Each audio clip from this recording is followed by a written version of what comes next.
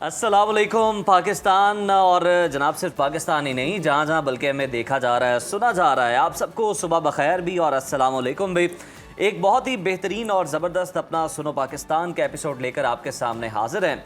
खाकसार को कहते हैं उज़ैर मलिक और प्रोग्राम में मेरे साथ मौजूद हैं नाज़रीन, मैं हूँ माहम जाहिद और मेरी तरफ से भी तमाम देखने वालों को अस्सलाम वालेकुम। सुनो पाकिस्तान में आप सबको वेलकम कहते हैं। और उज़ैर, सच्ची बताऊं, आज का जो शो है समझो खबरों, जज्बाती बहस और ईद की तैयारियों का एक ऐसा ज़बरदस्त मिक्सचर है कि नाज़रीन रिमोट आपने कहीं और रख देना और टीवी पे ट्यून कर लेना सुनो पाकिस्तान। और सबसे पहले तो अगर हम बात करें अमेरिका और इसराइल के उस प्लान की जिसमें ईरान पर ताज़ा हमलों की तैयारियां हो रही हैं। दर्जनों अमरीकी कार्गो तैयारे गोला बारूद लेकर इसराइल उतर चुके हैं और अब हमारे वज़ीर दाखिला मोहसिन नकवी का मिशन तेहरान कामयाब होता है या नहीं, ये भी जल्द ही मालूम हो जाएगा। और इसी जंगी माहौल में अल खिदमत फाउंडेशन 5 लाख गरीब ख़ानदानों के घरों में ईद की खुशियां बांटने जा रही है और इस पर भी बात होगी। और साथ ही साथ कुर्बानी का जानवर खरीदते वक्त व्यापारियों के धोखे से कैसे बचना है, ये भी आज के शो में हम शामिल करेंगे। Very important. और गर्मी का मौसम है तो हम इंसान भी बहुत जल्दी डिहाइड्रेट यानी पानी की कमी का शिकार हो रहे हैं। चक्कर आना, सर दर्द होना, ये सब खतरे की घंटी है। तो किचन की चीज़ों से सस्ते देसी मशरूबात कैसे बनाने हैं, आज हम ये भी आगे। और अदाकारा मरियम नफीस के उस बयान पर भी बात करेंगे जिसने हर घर में आग लगा दी है। गले की बीमारी यानी थायराइड का ऑपरेशन कब ज़रूरी होता है और कब ये कैंसर बन सकता है, इस पर भी माहिराना राय जानेंगे। तो जनाब, बकरा खरीदने से सास बहू के झगड़ों तक सब कुछ सुनो पाकिस्तान के आज के शो का हिस्सा है। तो बढ़ते हैं अपने पहले सेगमेंट की जाने बिला ताखीर और आगाज़ करते हैं। पाकिस्तान की नाजरीन पूरी कोशिश है कि ईरान और अमरीका में जंग किसी न किसी सूरत टल जाए, मगर अमरीका और इसराइल के अज़ाइम कुछ और दिखाई देते हैं। गुज़श्ता चंद घंटों की बात करें तो दर्जनों अमरीकी कार्गो तैयारे असलहा लेकर इसराइल पहुंच चुके हैं। बरतानिया ने खित्ते में एंटी ड्रोन मिसाइल सिस्टम लगा दिया है और न्यूयॉर्क टाइम्स ने यह धमाका खेज इंकशाफ किया कि इसराइल ने इराक के सहरा में 2 खुफिया फौजी अड्डे बना रखे थे जहां से ईरान पर हमले किए गए।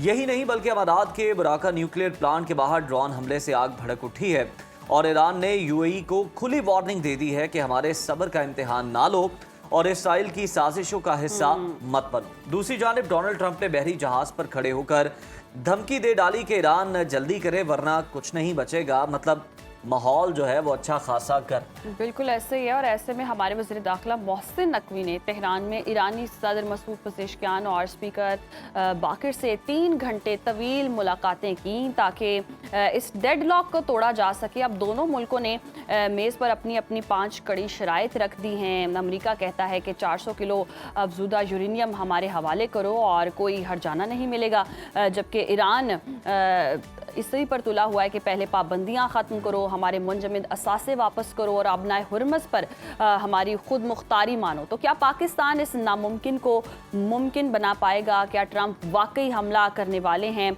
इन्हीं तमाम हसास फौजी और सिफारती मामलात का आज हम तजिया भी लेंगे। हमारे साथ मौजूद हैं माहिर दिफाई कमोडोर रिटायर्ड खालिद चिश्ती साहब।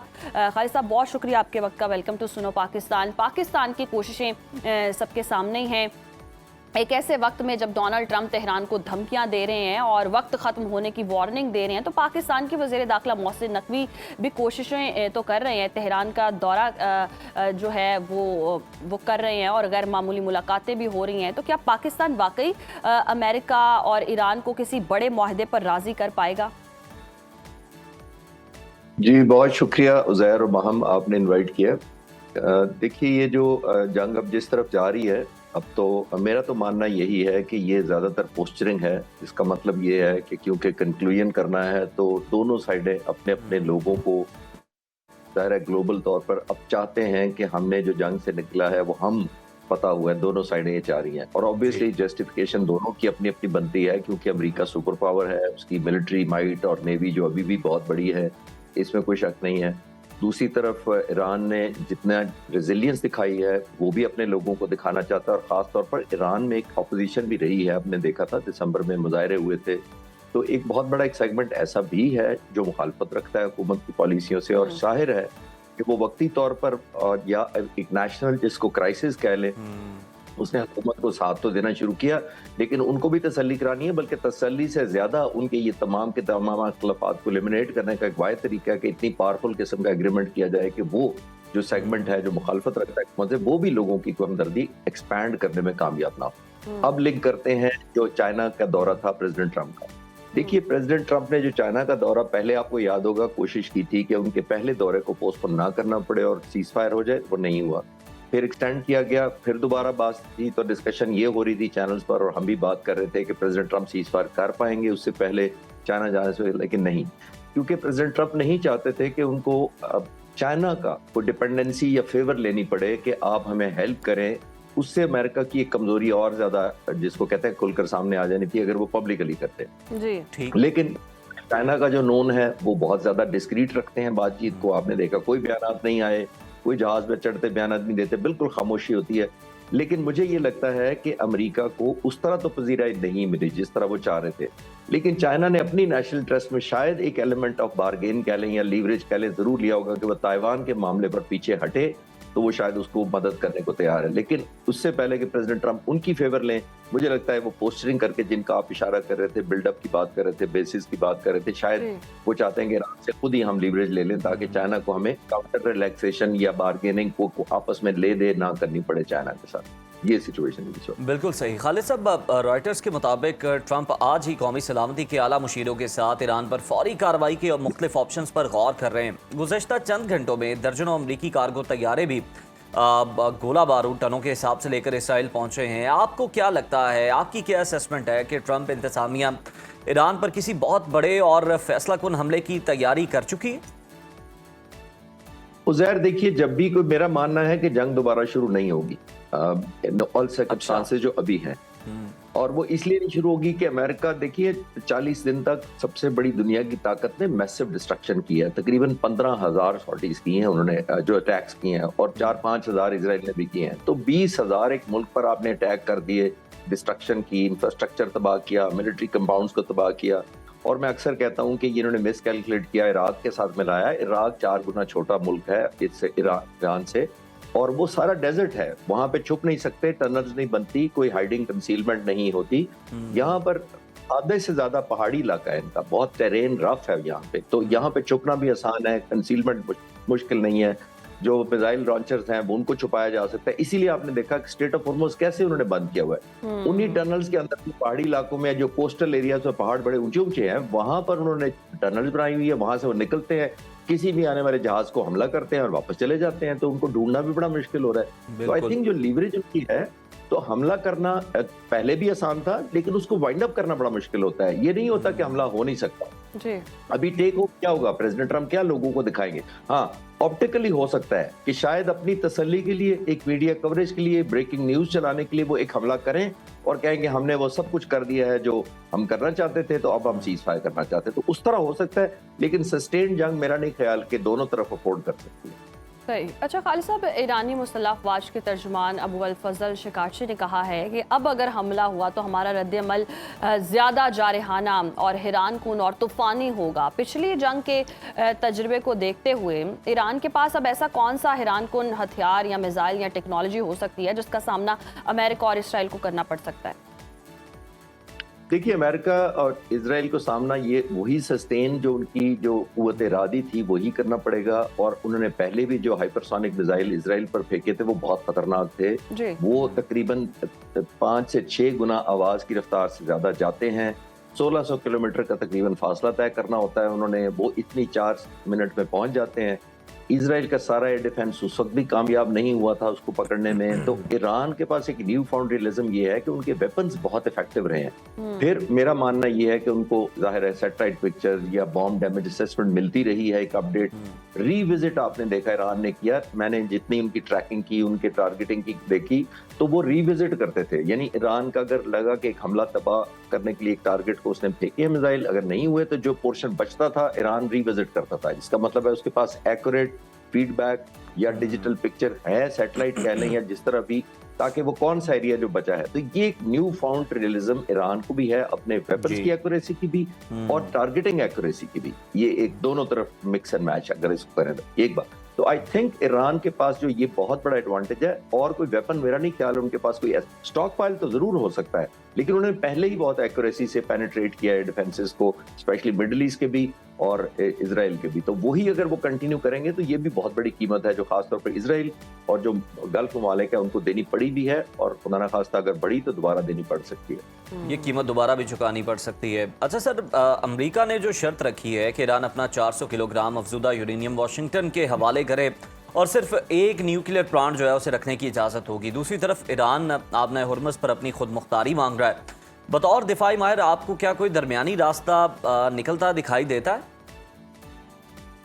उज़ैर, आप जैसे यंग व्यूअर्स को मैं छोटी सी बात याद कराता चलूं, क्योंकि हम ये 440 किलोग्राम इनरिच यूरेनियम की सिर्फ बातें करते हैं।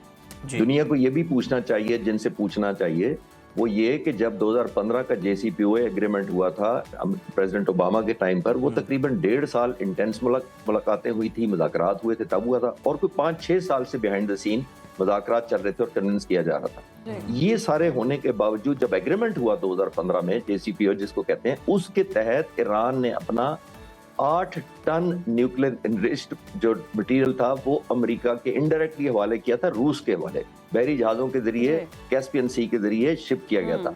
8 टन का मतलब है वो इस 450 किलोग्राम का तकरीबन 18 गुना ज्यादा दिया था। तो ईरान के लोग पूछने में, हक बजाने में होंगे उनकी लीडरशिप ही कि 18 टन जब मैंने दे 8 टन दे दिया, 18 टाइम्स मोर जो अभी देना है, तो उसका क्या बना? उसके बावजूद 2018 में आकर प्रेसिडेंट ट्रंप ही ने वो एग्रीमेंट सस्पेंड कर दिया, खत्म कर दिया। ईरान ने ऑब्वियसली एहतजाज किया, लेकिन इजराइल खुश था कि हमले दोबारा शुरू होंगे।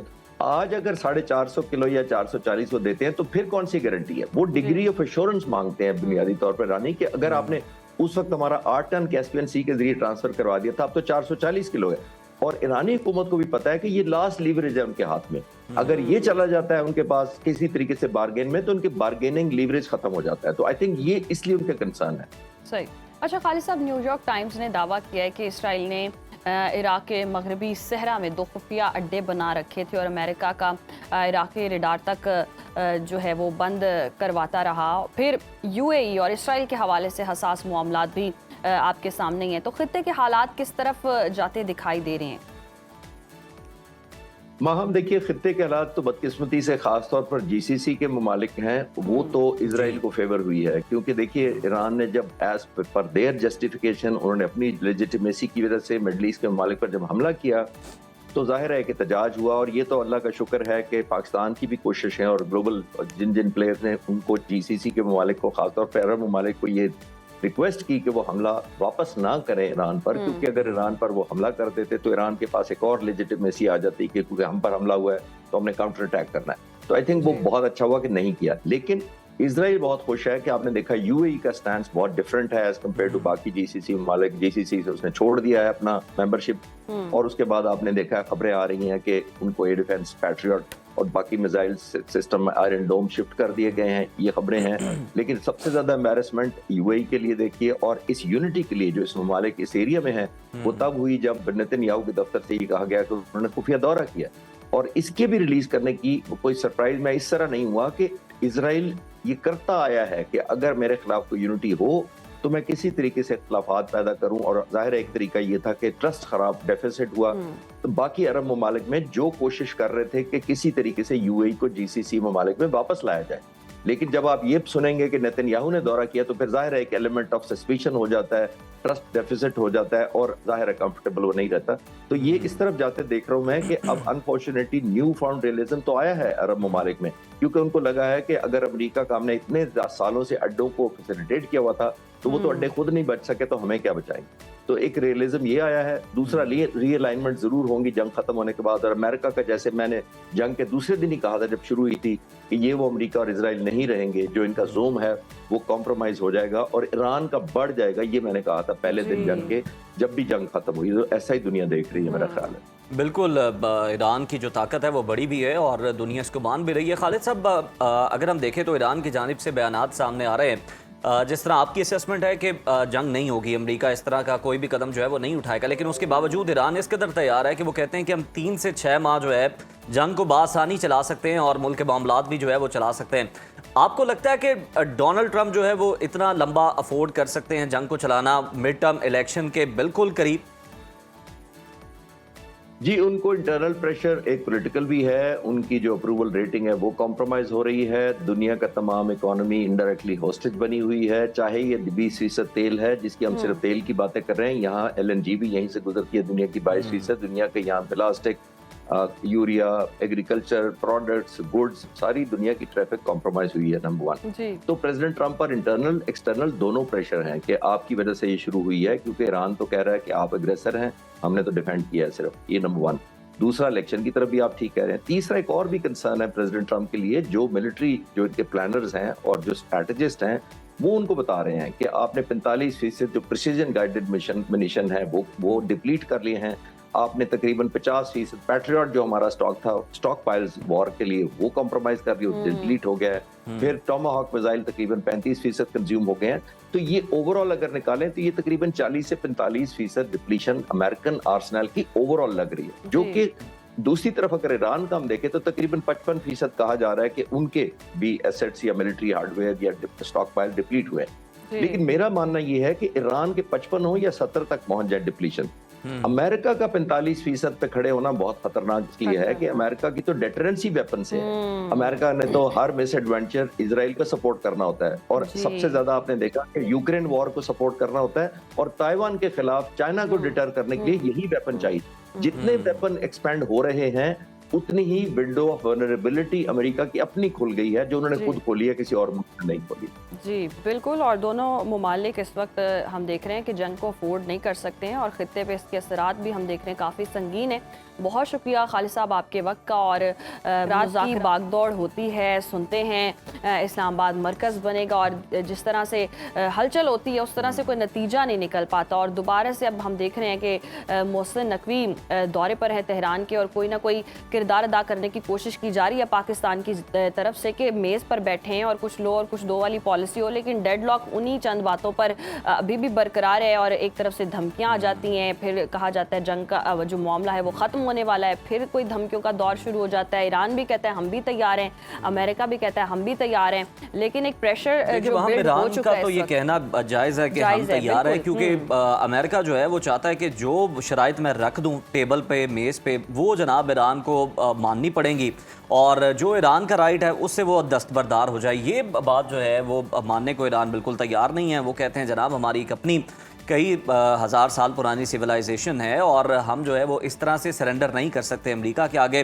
तो जनाब दोनों का अपना अपना स्टैंड है, तो देखते हैं कि आने वाले दिनों में सूरत हाल क्या रुख इख्तियार करती है, और जो कोशिशें की जा रही हैं, सबसे ज़्यादा कोशिशें अमन के लिए पाकिस्तान कर रहा है, ये कितनी रंग लाती हैं, और दुनिया में जनाब अमन सुकून जो है वो वापस लौट आए। और वैसे तो स्पॉइलर इसराइल के होते हुए ये नज़र नहीं आता, लेकिन कोशिशें तो सबकी यही है कि जनाब ये जंग जो है ये फटाफट जो है ख़त्म हो जाए, ये सीज़ फायर मुकम्मल तौर पर जनाब जंग बंदी में ये ख़त्म हो, उसमें ढल जाए, और उसके बाद जो जनाब मईशत है उसको भी कोई सुख का सांस आए, कीमतें जो है वो कम हो, जो महंगाई इतनी बढ़ गई है, आसमान से बातें कर रही है, वो कुछ ज़मीन पर वापस आए। अभी नाज़रीन ब्रेक लेते हैं, ब्रेक के बाद हाजिर होंगे, देखते रहिए सुनो पाकिस्तान। वेलकम बैक नाज़रीन, और उज़ैर ईद आ रही है, और हम में से ज़्यादातर लोग यही प्लान करें कि कौन सा जानवर लें, कहाँ से लें, कितने का मिलेगा, लेकिन सोचें पाकिस्तान में लाखों ऐसे घर हैं जहां साल में सिर्फ एक बार ईद कुर्बान पर गोश्त पकने की उम्मीद होती है, और वो उम्मीद है अल खिदमत फाउंडेशन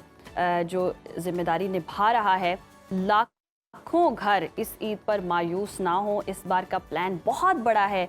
माशाल्लाह 13,000 जानवर, 5 लाख से जायद खानदान, और 2 अरब 32 करोड़ रुपए की खती रकम से फी सबीलिल्लाह कुर्बानी की जाएगी, और ये सिर्फ पाकिस्तान तक नहीं, गजा के मजलूम मुसलमानों तक भी अल खिदमत फाउंडेशन का कुर्बानी का गोश्त पहुंचेगा। उसे ज़बरदस्त, और अल खिदमत फाउंडेशन ने ये काम इतने सिस्टमेटिकली करना है कि दुनिया ने भी पहले भी माना है कि अभी चंद हफ्ते पहले अल खिदमत फाउंडेशन को आलमी ईफ़ी अवार्ड मिला।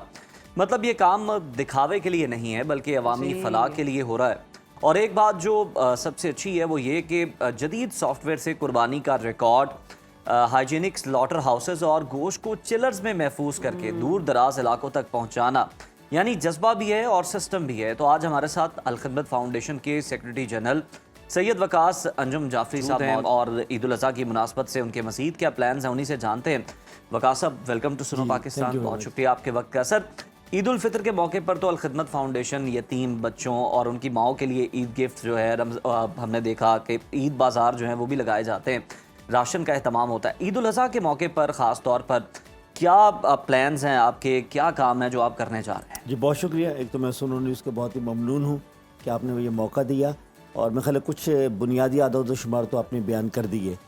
देखिए, जो ईद उल अज़हा है ये खिदमत के साथ साथ एक मजहबी फरीज़े से भी जुड़ा हुआ है। इस लिहाज से इसकी अहमियत और हसासियत में इजाफा आ जाता है। जाहिर बात है कि जब एक आप काम को यानी अल्लाह ताला और आखिरत की अजर की नीयत से करते तो उसमें आपके कुछ और जज्बात भी हो जाते हैं, तो गोया इस पर हमारी जिम्मेदारी बढ़ जाती है और हम इस बात का पूरा एहतमाम करते हैं कि न सिर्फ ये कि ये ज़रूरतमंद तक जो है कि हम पहुँचें, बल्कि उसके साथ साथ जो लोग हमसे ताउन कर रहे हैं उनको पूरा ये एतमाद हो कि उनका जो ताउन है वो पूरी शफाफियत के साथ और पूरी पेशा वराना जो है कि एक्सीलेंस के साथ पहुँचाया जा रहा है। तो ये जो आपने कहा कि ये हमारा सिलसिला पाकिस्तान से लेकर गज़ा तक फैला हुआ है। पाकिस्तान के 100 से ज़्यादा अजला के अंदर हम ये काम कर रहे हैं, ये कुर्बानी का काम है।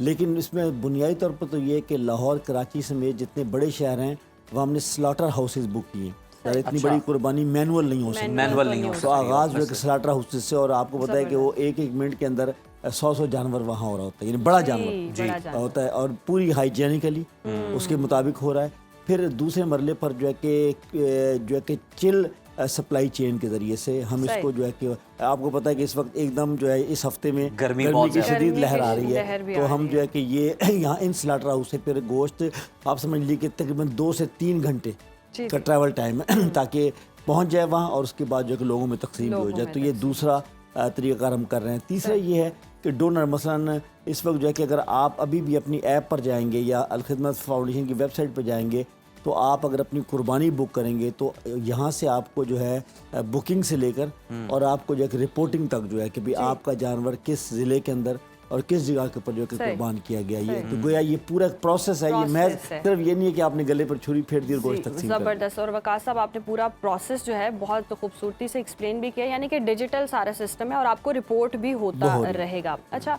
अल खिदमत कुर्बानी फ़ी सबीलिल्लाह, जिस तरह से हम आप बता भी रहे हैं कि मुल्क गिर एक नेटवर्क है, ये काम कैसे करेगा?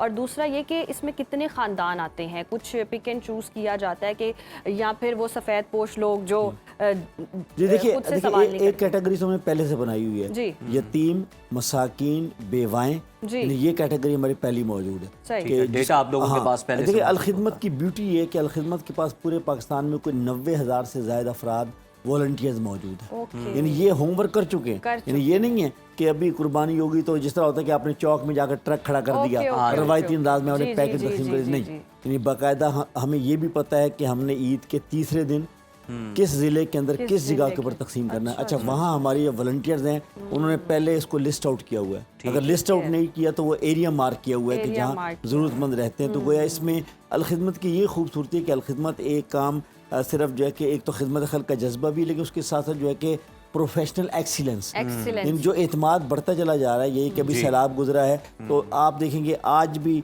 मैं आपको बता सकता हूँ कि एक माजूर आदमी था जो उसमें बुनेर के इलाके में उसको पूरा एक घर बनाकर हमने दिया। यानी आज की तारीख के अंदर भी हमारा काम फॉलो अप जारी है। यानी वो ये नज़ारे के मकान बनने में कई टाइम लगता है, तो वो माजूर था, उसको जो है कि पहाड़ी इलाके के अंदर मकान बनाकर दिया है। तो ये मामला कि हम चूँकि पिछले कई दिहाइयों से ये कुर्बानी का काम करें तो पूरा हमारे पास डाटा मौजूद है और उस डाटे की बुनियाद के ऊपर जो है कि हम जो है कि न सिर्फ जो है कि वो लोग डोनर्स उनको रिपोर्टिंग करेंगे बल्कि लोगों को इज्जत नफ्स के साथ, मिसाल तौर मैं आपसे कहूँ इस वक्त हमारे पास 35,000 यतीम बच्चे मौजूद हैं। इसका मतलब उनकी माएँ भी मौजूद हैं, अच्छा उनकी फैमिलीज भी मौजूद है, भाई बहन है। तो ये ऑलरेडी हमारे डाटा के अंदर मौजूद है कि हमें ज़ाहिर बात है पहली ज़रूरत उनकी है कि जिनके घर का सहारा नहीं है उन तक गोश्त पहुँचना चाहिए। इस तरह पाकिस्तान में जो ज़ेर तलीम हमारे फ़लस्तीनी तलबा हैं, यानी लाहौर में और इस्लामाबाद में, हम उनके साथ न सिर्फ ये कि कुर्बानी करेंगे बल्कि उसके साथ साथ जो है कि उनके साथ ईद मिलन का प्रोग्राम भी करें ताकि उनको वो जो उनका ट्रॉमा है, वो जो अपने घरों से दूर हैं, उनके घरों में बहुत सारे लोग जो है कि शहीद हो चुके हैं,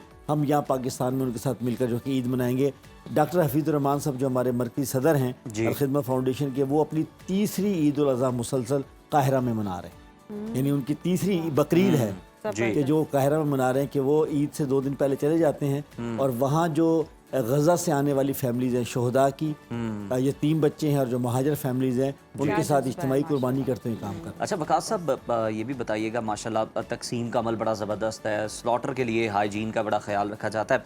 अच्छा ये भी बताइएगा कि जो बड़े जानवर हैं उसमें जो लोग पूरा जानवर ख़रीदने की इस्तात नहीं रखते हैं और लेकिन शौक़ है कुर्बानी का और वो हिस्सा डालते हैं, वो किस तरह से आपके इस कार खैर का हिस्सा बन सकते हैं? वो बिल्कुल ऐसे ही है। यानी इस वक्त भी मेरे पास जो कि 3 हिस्से मौजूद हैं। अच्छा। और एक साहब ने अभी मुझे आते हुए मैं अब ऑफिस जा रहा हूँ तो उन्होंने कहा जी कि इसमें एक हिस्सा में मुझे कर दें, यानी एक कुर्बानी जी 7 हिस्से होते गाय जी। और 2 हिस्से उन्होंने कहा ज़रूरतमंद लोगों को। यानी ये देखें ना, तो ये एक तरीका कार है। तो पूरा यानी बल्कि आपको जान के खुशी होगी कि इस वक्त तकरीबन 13 गैर मुल्की वफूद ईद हमारे साथ मना रहे हैं। अच्छा। पाकिस्तान के अंदर तो जो हमारे पार्टनर ऑर्गेनाइजेशन हैं, ज़ाहिर बहुत सारे लोग पाकिस्तान में कुर्बानी कर रहे हैं, तो वो मलेशिया से लेकर तुर्की तक वो अपनी ईद यहाँ मनाएंगे।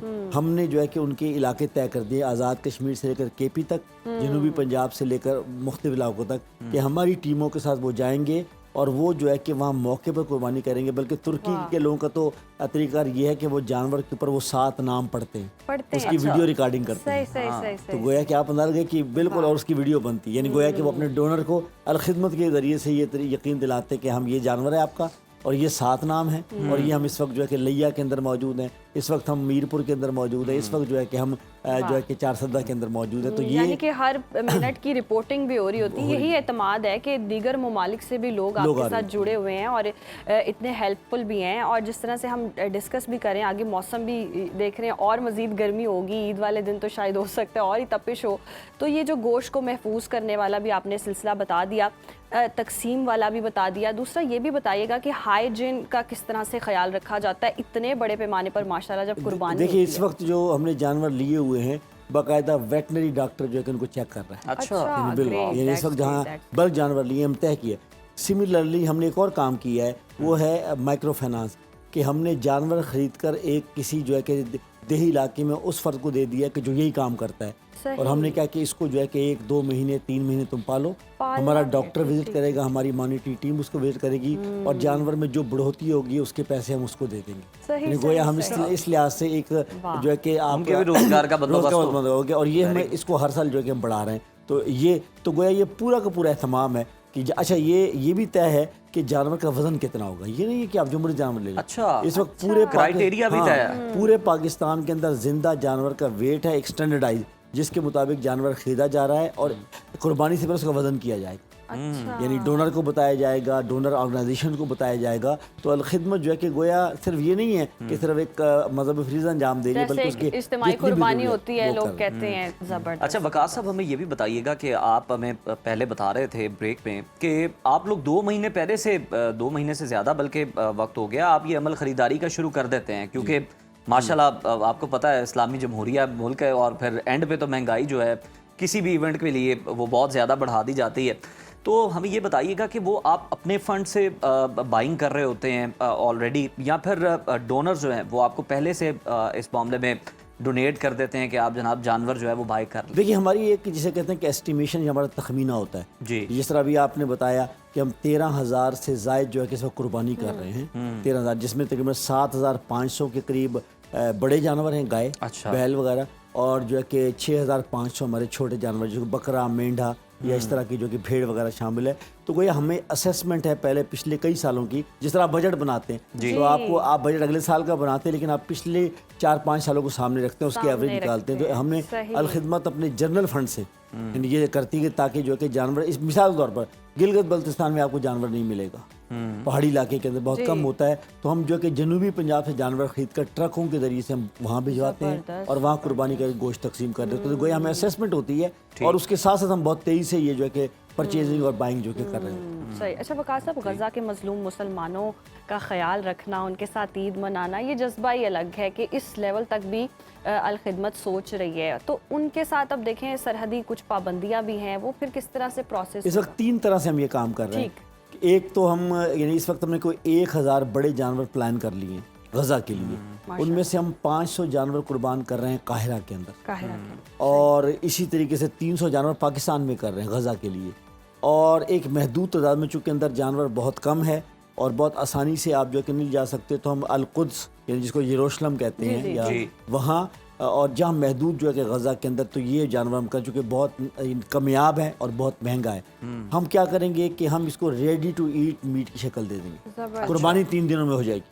यानी आपने अगर कुर्बानी हमें दी है तो 3 दिनों में ज़रा, ये शरीफ फरीज़ा है, 10 पैक में 10 पैक में, और वो 2 साल की एक्सपायरी के साथ। ओके, 2 साल जबरदस्त, की ये हो रही। जबरदस्त। अच्छा, पाकिस्तान से जो चार्टर फ्लाइटें जा रही हैं जी, तो उनके ज़रिए से बरास्ता मिस्र जो है कि ट्रकों के ज़रिए से ये गोश्त जाएगा। ये यहाँ बंदोबस्त है, पिछले 2 साल से हम ये कर रहे हैं। और काहिरा के अंदर जो है ज़्यादा जानवर काहिरा में कर रहे हैं, चूँकि वहाँ आप समझे चंद घंटों में पहुँच जाता है। जब जैसे ही बॉर्डर खुलता है या जो भी सूरत हाल है, तो काहिरा में ज़्यादा बड़े पैमाने पर कर रहे हैं, और वहाँ हम यही काम कर रहे हैं। और तीसरा हम कर रहे हैं लेबनान, कि लेबनान में आपको पता है कि ये जंग एक्सटेंड हुई है, लेबनान भी चूँकि बिल्कुल साथ ही है। तो इन तीनों मुकामात पर जो है कि हम ये जो कुर्बानी कर रहे हैं खुद। और अच्छा, तकरीबन इस वक्त लगभग कोई 3 लाख के लगभग मुहाजिरीन जो है कि वो काहिरा में मौजूद है, जो गज़ा के हैं। तो कोई अल-खिदमत ने कोशिश की है कि तीनों जगह सर अल-खिदमत का जो सिस्टम है बड़ा ज़बरदस्त है। सॉफ्टवेयर भी आपने बना रखा है, 10 पैकिंग, रेडी टू ईट, हर चीज़ है।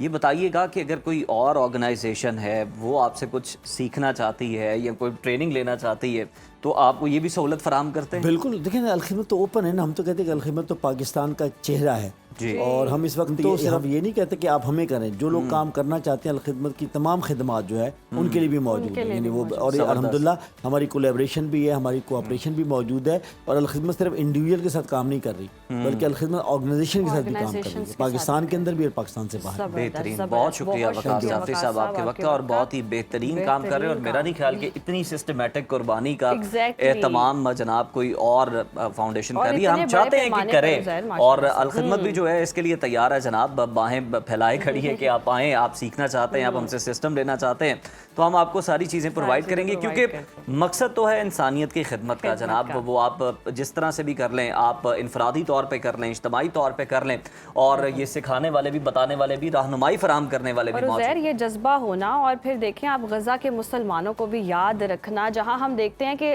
कोई अगर इंडिविजुअली भी आप कुर्बानी करें तो तकसीम करने में कोई ऊंच नीच हो जाती है, लेकिन इतना सिस्टमेटिक वे में आपने बहुत शफाफियत के साथ गोश्त पहुंचाना है उन तक, ये बहुत बड़ा जज्बा है और बढ़ चढ़कर इसमें आगे आना चाहिए। और अगर आप भी चाहते हैं, कोई इज्तिमाई कुर्बानी का भी सेटअप उन्होंने सारा एक्सप्लेन कर दिया, तो अगर आप भी चाहते हैं तो ज़रूर अल-खिदमत फाउंडेशन का हिस्सा बने और इंसानियत की खिदमत करें। अभी वक्त हुआ ब्रेक का, देखते रहिए सुनो पाकिस्तान। वेलकम बैक नाजरीन, और अब कुछ मौसम की बात कर लेते हैं। उज़ैर, पहले भी मौसम की बात कर रहे थे कि इस मौसम में गोश्त को जो है वो बचाना कुर्बानी करने के बाद जनाब आपने ये अंदाज़ा लगाना कि गोश्त ख़राब ना हो, उससे पहले पहले तकसीम हो जाए। तो गर्मी तो वहाँ बहुत ज़्यादा, और ये हफ्ता बहुत ही गर्म रहने वाला है। उज़ैर, गोश्त को बचाना है और अपने आप को भी बचाना है ये धूप से, इस पर भी हम बात करेंगे। लेकिन यस, इतनी गर्मी पड़ रही है और आगे मजीद क्या होने वाला है, क्या दर्जा हरारत रहेगा, 45 होने वाला है दर्जा हरारत, और देखते हैं कि मुख्तलिफ शहरों में क्या दर्जा हरारत है।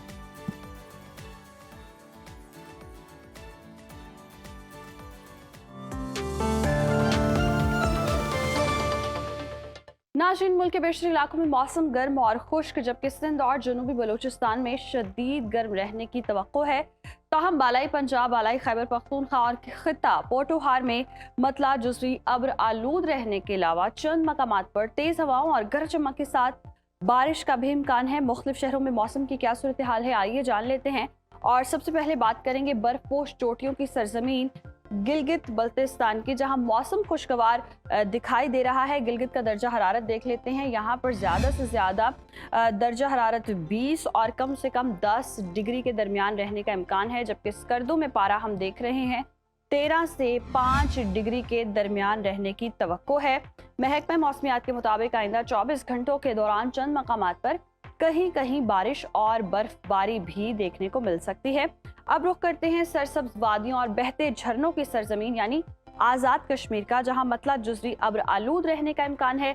मुजफ्फराबाद में हम मौसम अगर देखें तो पारा यहां पर ज़्यादा से ज़्यादा 30 और कम से कम 19 डिग्री रह सकता है, जबकि श्रीनगर में ज़्यादा से ज़्यादा दर्जा हरारत है 24 और कम से कम 10 डिग्री रहने की तवक्को है। मौसम का हाल बताने वालों ने बाज़ मकामात पर यालाबारी और गरज चमक की नवीद भी सुनाई है। और अब चलते हैं मेहमान नवाजों और हसीन वादियों की धरती खैबर पख्तूनख्वा की जानिब, जहां धूप का राज बरकरार रहेगा। और पेशावर में हम देख रहे हैं ज़्यादा से ज़्यादा दर्जा हरारत है 35, जबकि कम से कम 23 डिग्री रहने का इम्कान है। और अगर हम बात करें सवात की तो ठंडी फ़ज़ा और खुशगवार मौसम के साथ यहाँ पर दर्जा हरारत 18 से 11 डिग्री तक रह सकता है। और नाज़रीन, अब बात करेंगे जायकों और 5 दरियाओं की सरजमीन पंजाब की। तो पंजाब में हम देख रहे हैं बागों के शहर लाहौर में ज़्यादा से ज़्यादा पारा है 39 और कम से कम 25 डिग्री तक रह सकता है, जबकि इस्लामाबाद में मौसम निस्बतन मौतदल रहेगा। दर्जा हरारत 36 से 24 डिग्री तक रह सकता है, जबकि मुल्तान में दर्जा हरारत अगर हम देखें ज़्यादा से ज़्यादा है 42 और कम से कम 26 डिग्री तक जाने की तवक्को है। मरी और गलियात में मौसम खुश्क मगर खुशगवार रहने का इम्कान है।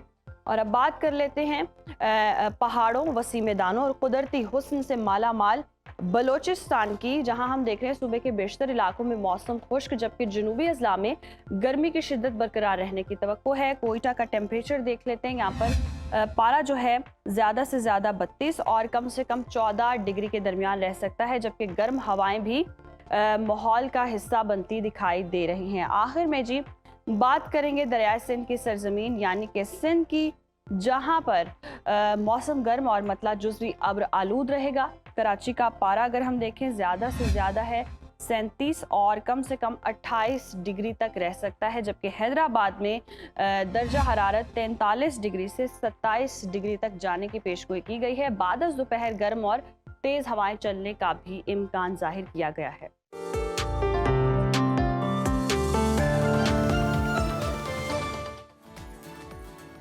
जी तो नाजरीन, ये थी मौसम की सूरत हाल आपने जानी। अब तब परेशान नहीं कर रहे, हाल भी बताएंगे आज हम। यस, आपको हाल जो सारी सूरत हाल बनी हुई है इस वक्त, उसका सोल्यूशन भी आपको बताएंगे। और हम देखते हैं जून जुलाई की जो धूप होती है ना, उसमें तो बंदा बाहर जाते ही घबराता है, ऐसे लगता है जैसे अंदर सब कुछ खुश्क हो गया है। हम लोग क्या करें समझ ही नहीं आती। फ्रिज खोलें, ठंडा पानी पिएं और बस हमें लगता है जैसे प्यास बुझ गई है, लेकिन कहानी यहाँ ख़त्म नहीं होती है। लेकिन मेडिकल साइंस कहती है कि जब आपको तेज़ यानी कि प्यास लगी हो, बहुत शिद्दत से प्यास लगी हो, तो आपका जिस्म जो है वो वार्निंग दे रहा होता है कि पानी की शदीद कमी हो रही है। और अचानक बैठे बैठे सर में दर्द शुरू हो जाता है, चक्कर आने लगते हैं, पाँव जलने लगते हैं और हम समझते हैं कि शायद ब्लड प्रेशर का कोई मसला हो गया है, ब्लड प्रेशर लो हो गया है या बीपी का कुछ ऊपर नीचे हम सोच रहे होते हैं। तो ये डिहाइड्रेशन है जो चुपके से आपके गुर्दों और दिमाग पर हमला कर रही होती है। और खुसूसन बच्चों और बूढ़ों के लिए तो ये इतनी ज़्यादा ख़तरनाक है कि बंदा अस्पताल तक भी पहुँच जाता है। बिल्कुल, और ये सूरत हाल इस कदर ख़तरनाक है कि गर्मी में हमारा जिस्म पसीने की शक्ल में नमकियात और पानी इतनी तेज़ी से पंप आउट करता है कि अगर हम इसे बर वक्त पूरा ना करें तो खून गाढ़ा होना शुरू होता है। और अब मार्केट में जो बाजारी इलेक्ट्रोलाइट्स आप समझ लें या फिर एनर्जी ड्रिंक्स मिलते हैं, वो केमिकल्स और चीनी से भरे होते हैं। उनको पी के भी आपको पानी की तलब हो रही होती है। और इस शदीद गर्मी में अपने जिस्म को आपने हाइड्रेट रखना है। किस तरह से रखना है, कौन से सुनहरी असूल है जो हमारे बुजुर्ग सदियों से इस्तेमाल करते आ रहे हैं और इसी लेगेसी को लेकर आगे चल रही हैं हमारी बहुत ही प्यारी नईमा आपा, उनसे हम जानते हैं। नईमा आपा, बिला ताखीर एक तो पहले तो वेलकम आपको सुना पाकिस्तान में, और हमें आज बता दें कि इस शदीद चिलचिलाती गर्मी में कौन से हमने मशरूबात पीने हैं जो हमें ठंडा रख सकें। बिल्कुल, जिस तरह आपने अल्हम्दुलिल्लाह पहले से बता दिया कि सदियों से चलते आ रहे हैं जो नुस्खा जात में वही लेके आगे चल रही, बैक टू नेचर। ठीक है, मैं आपको देसी शरबत बताऊंगी। बिल्कुल जिस तरह आपने बात की, मार्केट में हम लेते हैं, पता नहीं उसके अंदर क्या क्या केमिकल मिले हुए, क्या क्या उसके अंदर प्रिजर्वर है। पीने के बाद खुश्क हो जाता है और प्यास लगती है, कड़वा भी हो जाता है बाद में, एक टाइम पे मीठा लगता है। अच्छा, सबसे पहले तो अपना खाने का ख्याल रखें, पीने से ज्यादा खाने पे रखें ध्यान। उस आजकल जो मौसम है ना, इसमें कद्दू अच्छा खासा आया हुआ है। ठीक है, कद्दू का रायता बनाएं आप। अगर आपने अपने मैदे को ठीक रखना है, अपने अंदर की गर्मी को धोना है, तो आपने करना यह है कि कद्दू को बॉईल करके उसको मैश करें, दही में मिक्स करें, थोड़ी सी सब्ज धनिया, पुदीना और सब्ज मिर्च की चटनी उसके अंदर मिक्स करें और सिर्फ नाश्ता दोपहर का खाना आप उससे खाएं। सलाद ज्यादा लें, मतलब जो जिन चीजों में पानी ज्यादा है ना, उसका इंटेक उसका खाना वो ज्यादा करें। आजकल के मौसम में देखिए तरबूज बहुत ज्यादा है। तरबूज खाएं भी, लेकिन तरबूज की स्मूदी बना के अगर आप पिएंगे तो आप यकीन माने सारा दिन आप हाइड्रेट भी रहेंगे और आपको फाइबर भी भरपूर मिलेगा। जो एकदम से आप लोगों ने जिक्र किया ना कि चक्कर आते हैं और बेहोश हो जाते हैं, वो शदीद किस्म की हाइड्रेशन की कमी है। आपका फालसा बहुत है, फालसा बहुत आया हुआ है, तरबूज बहुत आया। तरबूज की स्मूदी मैं बता देती हूँ, आप लोगों ने तरबूज लेना है फ्रिज में ठंडा करके, ठीक है, उसके अंदर थोड़ा सा पुदीना डाले, काला नमक डाले, काली मिर्ची जरूर डाले। खुदा ना खासा किसी को अगर उसको क्या कहते हैं कि साइड इफेक्ट का या कहते हैं कि वॉमिट हो गई या हैजा हो गया, तो वो डर बिल्कुल खत्म हो जाता है, ठीक है। अच्छा। काली मिर्च जरूर डाले। आप उसकी स्मूदी बना के सुबह सुबह अपनी सुबह को फ्रेश करें। तो आज लेकिन जो मैं आज नुस्खा लेके आई हूँ, एक तो तिब्बे नबवी से ही माखूज है कि जिसको हम बोलते हैं सत्तू, ठीक है। सत्तू इस मौसम में आप लोगों को पता है कि बहुत इस्तेमाल होता है, लेकिन मैं सत्तू की आप लोगों को एक खास आइडिया दूंगी जो इस मौसम के लिए, जो आज बाहर धूप तप रही है ना, जो कल तप रही थी धूप के, एसी भी काम नहीं कर रहे थे, तो उसके लिए गरम तरीन दिन था। गरम तरीन दिन था। मैं कहती पता नहीं आज ही 22 जून था, देखा तो नहीं, अभी तो मई था ये। तो आप लोगों ने करना ये है कि जो शिकंजी बनाते हैं ना, सिंपल शिकंजी बनाते हैं, आप उसमें सत्तू ऐड करें। सत्तू का एक कॉन्सेप्ट है उजैर के, सत्तू हमने सिर्फ क्या करना है, शक्कर लेनी है, ठीक है, शक्कर के साथ हमने क्या करना है, सत्तू डालना और मिक्स करके पीना। यही बाहर मिल रहा है, ठीक है, इसी को मिक्स करके देते हैं। ये देखिए, ये रखी हुई है, ये शक्कर है, देसी शक्कर है, ये सत्तू है। लेकिन आप लोगों ने इसके अंदर लेमन और काला नमक जरूर डालें, काला नमक और लेमन जरूर डालें। सत्तू की शिकंजी पिए, फिर मैं कहती हूँ कि बाहर सूरज उतर के आपके इधर भी आ जाए तो आपको गर्मी नहीं लगेगी इंशाल्लाह। सूरज उतर के इधर भी आ जाएगा, सर पे भी आ जाएगा। सूरज सीरियस ना ले ले आप। नहीं, सीरियस तो बहुत लिया हुआ है, ये बात नहीं है। बाहर बहुत सूरज को हम चैलेंज नहीं कर रहे, हम एहतियात बता रहे हैं, ठीक है। कोई सरहद पार से सूरज ना आ जाए। अच्छा, अगली चीज जो मैं सत्तू का इस्तेमाल करें, लेकिन शिकंजी की सूरत में। लेकिन आज मैं एक डिफरेंट फार्मूला आप लोगों के लिए लेके आई हूँ, जो कि चीज़ें जिस तरह अभी ईद भी आ रही है, आगे शादियां गुजरी हैं सारे, उसमें वो चीज़ें अक्सर ज़ाया होती हैं, लेकिन मैं उनको यूटिलाइज करती हूँ। पहले मैं ज़रा डिफरेंट तरीके से करती थी, आज मैं एक डिफरेंट वर्जन लेके आई, ये आप लोगों को नजर आ रहा है, ठीक है। ये मैंने क्या किया है, गुलाब, देसी गुलाब का देसी शरबत बनाया। आप सब बना लेंगे, ठीक है, मैं सबको रेसिपी देके जाऊंगी। ये करना ये है उजैर कि आप लोगों ने 1 किलो गुलाब ले लेने हैं, ठीक है। 1 किलो गुलाब लेके उसको अच्छी तरीके, देसी गुलाब, ठीक है, देसी गुलाब जो लाइट पर्पल से होते हैं, ठीक है ना। देसी गुलाब लेने, उनको धो के आपने तकरीबन 1.5 से 2 किलो पानी के अंदर, स्टील का पतीला हो, ठीक है, कोई सिल्वर का या कोई और वो ना हो, नॉन स्टिक वगैरह नहीं होना चाहिए, ठीक है, या हंडी हो तो और भी अच्छी बात है। आपने उसके अंदर सोक कर लेना है। सोक करने के बाद उसको बिल्कुल लो फ्लेम पे पका लें, तकरीबन 20 से 25 मिनट। वो गुलाब की जो पत्तियां होंगी ना, वो बिल्कुल व्हाइट हो जाएंगी, ठीक है, वो बिल्कुल व्हाइट हो जाएंगे और आपका जो पानी होगा वो पर्पल हो जाएगा, ठीक है। ये कलर नहीं होगा, ये कलर निकालने का सीक्रेट मैं आपको बताऊंगी अभी। अच्छा, ये आपने स्टेन कर लिया पानी। अब 1 किलो अगर आपके गुलाब थे तो आपने कम से कम 2.5 किलो कुजा मिश्री उसके अंदर डालनी है, ठीक है। देसी जो मिश्री होती है ना, कुजा मिश्री, धागे वाली मिश्री, वो डालें और उसको पका के इतना सा थिक कर लें जिस तरह ये आप लोगों को नजर आ रहा है। देखिए, इस तरह थिक हो गया, ठीक है। अब इसको सवाल ये आता है कि इसको प्रिजर्व कैसे करेंगे, रखेंगे कहाँ। इसका वो जो पर्पल कलर होगा ना, उसके अंदर आपने या तो 4 चम्मच सिरका डाल देना है, ठीक है, आम वेनिगर, ठीक है, या जो टाटरी होती है ना, जो हाजमे के लिए बहुत अच्छी होती है, आपने सिर्फ उसके अंदर 1.5 लीटर का मैं बता रही हूँ, तो आपने उसके अंदर डाल देनी है तकरीबन 10 ग्राम टाटरी। ले भी एकदम से जादू से ये कलर आएगा, जादू से। अब करना क्या है कि अपनी सुबह को आपने कहाँ से इसका आगाज करना है कि जो आप दिन भर की गर्मी, थकन और इससे बचे रहे, आपने ये रात को सोख करके ले लेना है, रख देना चिया सीड, तुकबलंगा और गूंद कतीरा, ठीक है। ये डेली मेरे घर में मशरूब बन रहा है, ठीक है। हाँ, तो वहीं से मैं उठा के ले आई। तो अब आपने करना ये है कि इसको मिक्स करें। मिक्स करके इसके फायदे जो हैं कि एक तो ये है कि जिस तरह अब ईद आ रही है, ठीक है, ये देखिए नजर आ रहा है ना आपको, ठीक है। अब आपने इतना सा सिरप डाला, आपने क्या किया है उजैर, इतना सा आपने ये पानी डाल दिया, ठीक हो गया। ये आपका शरबत जो है ये तैयार हो गया। वाह। अब आपने अपनी सुबह का आगाज से करना है। ये शदीद गर्मी में ना दिल घबराता है, ये दिल को तकवीयत देता है। हाँ, सॉरी, एक बात भूल गई, 2.5 लीटर अगर बन गया है तो उसके अंदर आपने 200 ml जो है अर्के गुलाब डालना है, किसी भी अच्छे ब्रांड का, ठीक है ना, किसी भी अच्छे, ठीक है ना, अर्के गुलाब जरूर डालना है। ये उज़ैर अगर आप ये पीने से ये कलर स्किन पे भी आएगा आपा, ये अगर आप तक पहुंच सके। ये अगली बात मैं यही करने लगी थी, जिस तरह के अब आ रही है ईद, ठीक है। इसको मैं बाद में अगर ट्राई करता हूं। आप एक सिप लेके देख लेना। अच्छा चले। तो आप इसमें इस तरह है, अब आ रही है ईद, अगर आप अपनी सुबह का आगाज इससे करते हैं तो बहुत आप जबरदस्त साहब है, एक बड़ा दिल- रिफ्रेशिंग है। दिल को सुकून देता है एकदम से। आप देखें कि ये अब ईद आ रही है, एक तो ये आपकी बॉडी से टॉक्सिन्स खारिज करेगा, ठीक है। आपके गाल गुलाबी हो जाएंगे, किससे? गुलाब के शरबत से। गुलाबी गुलाबी गाल गुलाबी होंगे आपके, ठीक है, गुलाब के शरबत से। अच्छा, अगर आप ये चाहते हैं, कल मेरे पास एक ही क्वेश्चन आया था कि आप प्लीज कोई ऐसा बताएं कि हम सर से पांव तक एक जैसे हो जाएं, गोरे, अच्छा, काले नहीं गोरे, जबरदस्त। ठीक है, रंग तो उसका था ही खराब। तो आप लोगों को मैं खास ये एक फार्मूला देके जा रही हूँ। आप यकीन माने, लोग इसका सीक्रेट नहीं बताते कि इसका आपने कलर कैसे निकालना है। मैंने आप लोगों को बता दिया कि आप लोगों ने इसको कंटिन्यू, अगर पूरी गर्मी 6 महीने आप इसको इस्तेमाल कर लेते हैं ना, 1 गिलास सुबह निहार मुंह इसी तरीके से, ठीक है, 1 गिलास शाम को आप असर के टाइम ले लें।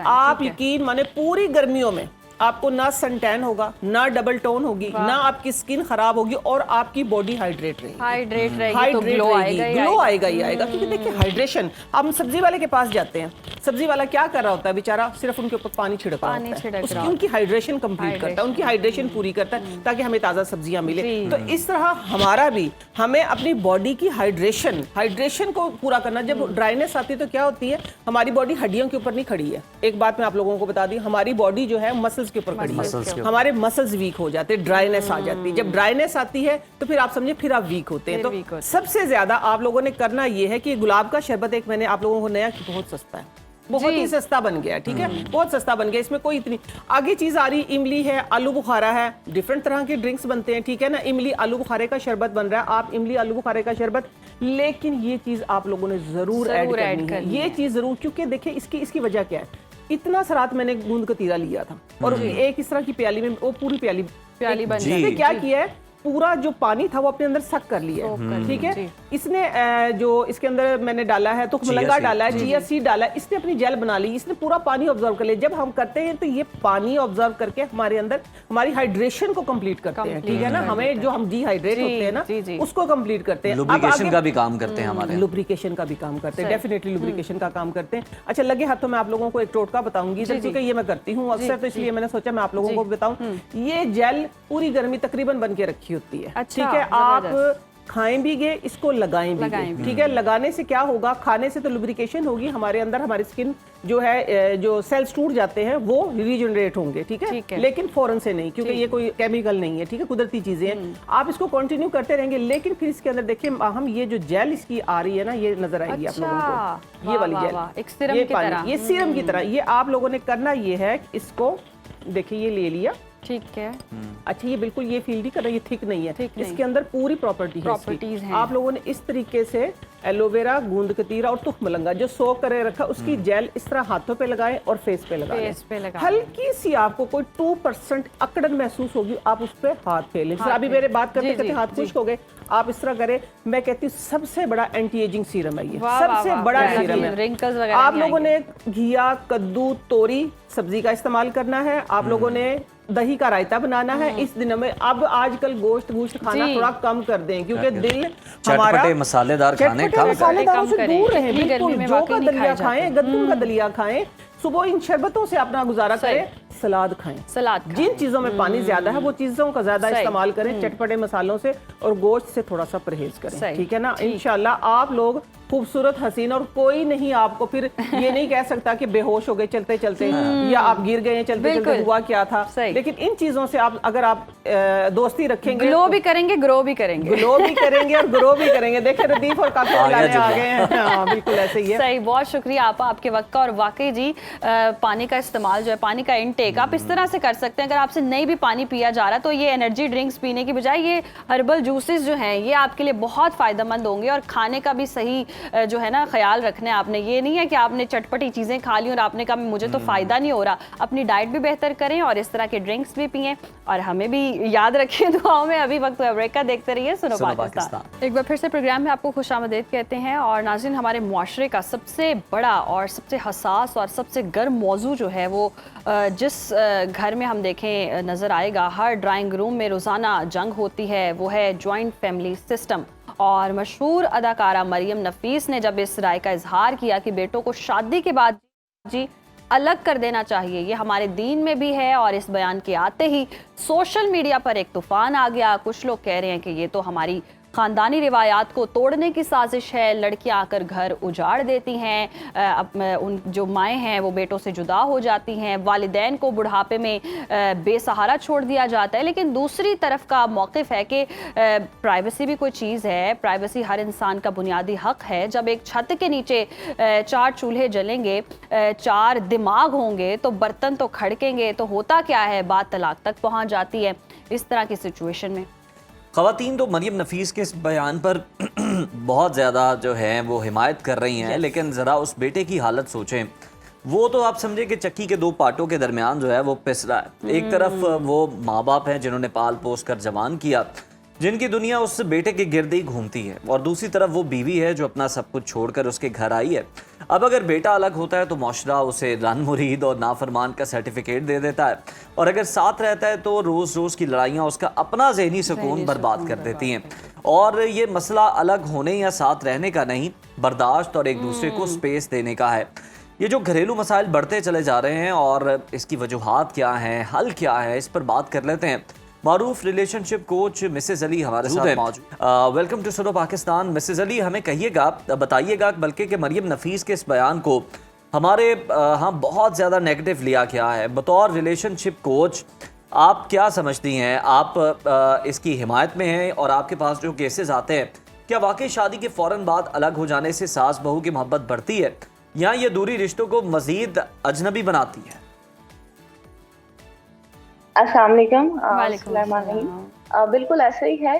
और देखिए, ये हमारी अपनी भी प्रैक्टिस में है कि हम उन कपल्स को जो प्री मैरिटल काउंसलिंग प्रोवाइड करते हैं तो उनको ये बताते हैं कि जॉइंट फैमिली सिस्टम इनिशियली रिश्तों में थोड़ा सा समझें कि नेगेटिव साबित होता है, क्योंकि पहले आप देखें ना, खानदान एक जरूरत होती थी, अब लोगों ने उसकी भी चॉइसेस बना दी हैं। आजकल की नस्ल को प्राइवेसी कंसर्न्स बहुत है। आजकल की नस्ल को ये चाहिए कि हमारे मैटर में कोई इंटरफेयर ना करे। वो किसी की गई मदद को भी अपने लिए जो है वो समझते हैं कि जी ये हम मुदाखलत का जो है समझे कि उनका वो एलिमेंट है कि अगर सास ने किसी मदद के माइंड सेट से या किसी घर के फर्ज ने मदर के माइंड सेट से कुछ कह दिया हो या कुछ समझा दिया हो तो उनको वो चीज़ बुरी लगती है। और ये सारी जो चीज़ें हैं वो सोशल मीडिया की वजह से जब हमारी एक्सपेक्टेशंस हाई हो जाती है तो रिश्तों में वैसे भी बर्दाश्त आपकी कम हो जाती है। तो ये है कि लोग जो है ना वो अपना स्पेस चाहते हैं जहाँ पर वो फ्रीडम के साथ जो है वो जी सके, वो कपल्स हो या एक इंडिविजुअल पार्टनर हो, क्योंकि बर्दाश्त जब नहीं होती तो वो सामने वाले की माँ या सामने वाले की बहन तो आप बस उसका ही समझते हो, अपना नहीं समझते। तो ये रिलेशनशिप्स में बहुत बहुत प्रॉब्लम चल रहा है। और आप देखिए शॉर्ट टर्म डाइवोर्स केसेस का रीजन ही यही है कि जब लड़की एक ऐसे घर में चली जाती है जहाँ शौहर के साथ साथ उसको 10 लोगों को समझने का एक चैलेंज दे दिया जाता है, वो भी लिमिटेड टाइम में, तो फिर वो बर्दाश्त इतनी कम और फिर वक्त इतना मतलब आप ये समझें कि कम, और फिर जब इस तरीके की चीजें 10 लोगों की तरफ से रिएक्शंस आते हैं तो फिर वो कहीं ना कहीं रिश्ते में आप समझे आखिर जाके वो दरार का बाइस बन जाता है। बिल्कुल दुरुस्त फरमाया मिसेज अली आपने, लेकिन हम देखते हैं जिस तरह से आपने मेंशन भी किया कि 10 लोगों को समझने की एक जिम्मेदारी होती है। क्या ही अच्छा हो कि वो 10 लोग ही एक इंसान को अंडरस्टैंड कर लें तो मज़ीद ज़्यादा बेहतरी हो जाएगी। लेकिन ऐसे में अगर जॉइंट सिस्टम की अगर हम रिवायात देखें जो चलती आ रही हैं, चचा होता है, चची होती है, वो जो खूबसूरत रिश्ते होते हैं जिनसे हमें प्यार मिलना होता है, नाना नानी का प्यार, दादा दादी का प्यार, और अगर वर्किंग वुमेन है वो काम करने बाहर चली गई है तो मोस्टली नाना नानी या दादा दादी बच्चों को संभाल रहे होते हैं, तो ये जो प्यार है, ये लगाव है, ये जो उनसियत है, इस तरह तो फिर खत्म होती जाएगी और फिर हम कह देते हैं हम डिप्रेशन में हैं, हम बहुत लोन फील कर रहे हैं, हम बहुत लोनली हैं एज अ जनरेशन। ये जो जॉइंट फैमिली का रवैया है ना, जिसे आप बिहेवियर कहते हैं, अगर एहतराम हो तो जो खानदान में रहने वाले लोग हैं ना उनको वो अपनी जगह जन्नत रखती है, ठीक है जी। लेकिन अगर यही एहतराम ना हो, कोई बाउंड्रीज आपने सेट ना की हुई हो कि वो चचा का ताया का बेटा भी आपके हर मामले में आपकी मुदाखलत कर रहा है, तो वो जन्नत जो है वो आपको एक समझे कि जहनी दबाव का आप शिकार हो जाते हैं और वो जन्नत आपको दोज़ख लगने लग जाती है। तो यहाँ पर आप देखिए ना, हमारे पाकिस्तानी कल्चर में किसी की बाउंड्री सेट नहीं है, ठीक है। हर किसी ने हर किसी के मैटर में बोलना है, ठीक है। अब वो नई आने वाली लड़की को आप ये उससे एक्सपेक्ट करते हैं कि वो 10 लोगों को समझे, लेकिन हमारे यहाँ खानदान के अगर 5 लोग भी होंगे ना, तब भी वो उस एक अकेली बच्ची को समझने के लिए तैयार नहीं होंगे कि उसको एक स्पेस की जरूरत है, वो एक नए घर से आई है। हर बंदा उसको चाहता है कि सब उसको समझ ले। तो भाई सास के जो है वो खाने अंदाज में उनकी चाय पकनी चाहिए, और वैसे ही ससुर के लिए जो है वो पराठे गरम गरम पकनी चाहिए, और भाइयों के लिए ये रोटियां हो तो बहनों के लिए चावल हो। तो मतलब कि ये सारी चीजें एक लड़की से एक्सपेक्ट करना, इनिशियली ज्वाइंट फैमिली सिस्टम में वो फिर भी रिश्ते चल जाते हैं जो कि सेपरेट रह रहे, ठीक है। तो वैसे तो इस्लाम में भी ज्वाइंट फैमिली सिस्टम नहीं है, और देखें ये कितनी इसके ऊपर हमारे मुफ्ती ने, औलमा ने इसके ऊपर बातें करी हैं। मिसेस अली, आप रिश्ता चलने की बात करी है, जिन्होंने चलाना है उन्होंने ज्वाइंट फैमिली में भी चला लेना है, जिन्होंने नहीं चलाना उन्होंने सेपरेट जी जी, क्योंकि हमने सेपरेट कुछ ऐसे केसेस सुने हैं कि मियाँ बीवी एक दूसरे को मार रहे होते हैं, तशद्दुद कर रहे होते हैं, वो चांसेस ज़्यादा बढ़ जाते हैं। हालांकि अगर कोई बड़ा हो, कोई समझा भी सकता है, रोक टोक भी सकता है, अगर किसी ने एक दूसरे को थप्पड़ भी मार दिया, लिहाज होता है। जो सेपरेट हमने कुछ ऐसे केसेस भी सुने हैं जहाँ कुछ पता ही नहीं चलता, एक दूसरे को मार दिया है, डिवोर्स होगी, तलाक तक बात चलेगी और वो फिर हतमी हो जाती है। वो भी मैच्योरिटी का भी तो कंसर्न है, कम उम्र में शादी तो फिर यही होती है जी, 4 दिन की चांदनी होती है। सही वक्त पे सही फैसले लिए जाएं तो फिर एक बंदे के हक में नहीं, वो कई लोगों के हक में बेहतर साबित होते हैं। मिसेस अली, जरा ये भी बता दें कि मर्द हजरात जो हैं उनके लिए आपका क्या मशवरा है, उन्हें क्या करना चाहिए? क्योंकि बीवी की ज्यादा साइड लेंगे तो जनाब फिर आपको पता है किस तरह के जो अलकाबात है उनसे नवाजा जाता है। अगर माँ की साइड लेंगे तो फिर खातून कहेगी कि जनाब ये बड़ा जालिम है, और इस तरह के मामलात है। मर्द को किस तरह से दोनों साइड्स को बैलेंस रख के चलना पड़ेगा? मम्मी डैडी वो बना देते हैं, उनको कहते हैं कि ये मम्मी बॉय हैं। तो लड़कों का जो कंसर्न है वो ये है कि उनको बीवी को काउंसल ये करना चाहिए कि भाई मेरी फैमिली के साथ आपका ट्रीटमेंट ये होगा, क्योंकि वो लड़की ये एक्सपेक्ट करती है कि यार मैं कितना भी कर रही हूँ लेकिन यार किसी को दिख ही नहीं रहा। मैंने भी कहा ना कि हमारे उलमा ने ये बताया भाई कि जो माँ बाप की जिम्मेदारी है वो उसकी औलाद की है, वो बहू से अपनी खिदमत का जो है वो कोई उम्मीद ना लगाए। तो हमें ये चीज अंडरस्टैंड करनी है कि अगर सामने वाला कोई आ रहा है तो वो हमारे बेटे के लिए आ रहा है, ठीक है, ये हमारी बेटी के लिए आ रहा है, और हमारी खिदमतें करने के लिए, हमारी रोटियां डालने के लिए नहीं आ रहा। और मर्द के लिए ये चीज है कि उसको सबसे पहले बिठा के ये चीज माँ को और बहन को, बीवी को, दोनों को ये कन्वे कर दे कि उनकी बाउंड्रीज क्या है, उनकी रिस्पॉन्सिबिलिटीज क्या है, और उनकी जो है वो घर में वो किस तरीके से चले। क्योंकि आप देखें ना, वो माँ को बेचारा ट्रीट कर रहा होता है तो वो मम्मी को आय हो जाता है, और वो जब बीवी को कर रहा था तो वो रनमुरीद हो जाता है, तो वो बेचारा बंदा बीच में पिसता रहता है, और फिर घर की इतनी सारी जिम्मेदारियों को वो अकेले चलाता है। तो फिर कहीं ना कहीं मर्द बेचारा जहनी दबाव का शिकार हो जाता है। और यहाँ पे हमारे साथ जितने भी साइकेट्रिस्ट वगैरह मौजूद हैं, वो इतने रिपोर्ट केसेस कर रहे हैं मर्दों से रिलेटेड, औरतें तो कर रही हैं, लेकिन बेचारे मर्द जहनी अजियत का इतना शिकार है कि वो दिन ब दिन जो केसेस की शरह वो बढ़ती जा रही है। क्यों? क्योंकि उनको एक जो घर में आने के बाद सुकून है वो मयसर ही नहीं है। वो एक घर में जब आता है तो माँ का मुंह फूला हुआ है, तो बेबी का मुंह फूला हुआ है, तो वो सारी चीजें कहीं ना कहीं मर्द के लिए आप समझे एक नेगेटिव रोल प्ले करती हैं, और उसकी पॉजिटिव एनर्जी को मुझे लगता है कि खत्म करती हैं। सही। अच्छा मिसेस अली, हम देखते हैं कि 2 तरह के रुझान पाए जाते हैं। कुछ पेरेंट्स भी ऐसे होते हैं, वो कहते हैं जैसे ही हमने अपने बेटे की शादी की ना, तो अगर इत्तेफाक प्यार मोहब्बत चाहते हैं तो दूर कर दें, सेपरेट कर दें, ताकि ना रिश्ता कायम रहे। ये एक माइंडसेट बन चुका है। और दूसरी तरफ से अगर लड़की है तो अगर जॉइंट फैमिली में जा रही है या उसकी शादी हो रही है तो वो ये चाहती है कि लड़का मुझे लेकर सेपरेट हो जाए तो ही अच्छा है, तो ही अच्छे तरीके से सिलसिला चल सकता है। तो ये जो दोनों रुझान हैं, क्या वजह है इस कदर बढ़ते जा रही हैं सेपरेट होने के? ये हालांकि हम पहले दौर में देखते थे जॉइंट फैमिली सिस्टम होता था, बड़ा प्यार मोहब्बत से लोग रहते थे। दोष ये दिया जाता है सास को। सास का रवैया क्या होना चाहिए कि जी जेलन हो सके वो अपनी बहू के साथ? जॉइंट फैमिली सिस्टम आप देखें ना आजकल क्या है, आपको एक कमरे में सामान जाके आपका डाल दिया जाता है, आपका अटैच बात है तो ठीक है, वरना मिडिल क्लास फैमिलीज में अटैच बात भी नहीं होता, ठीक है।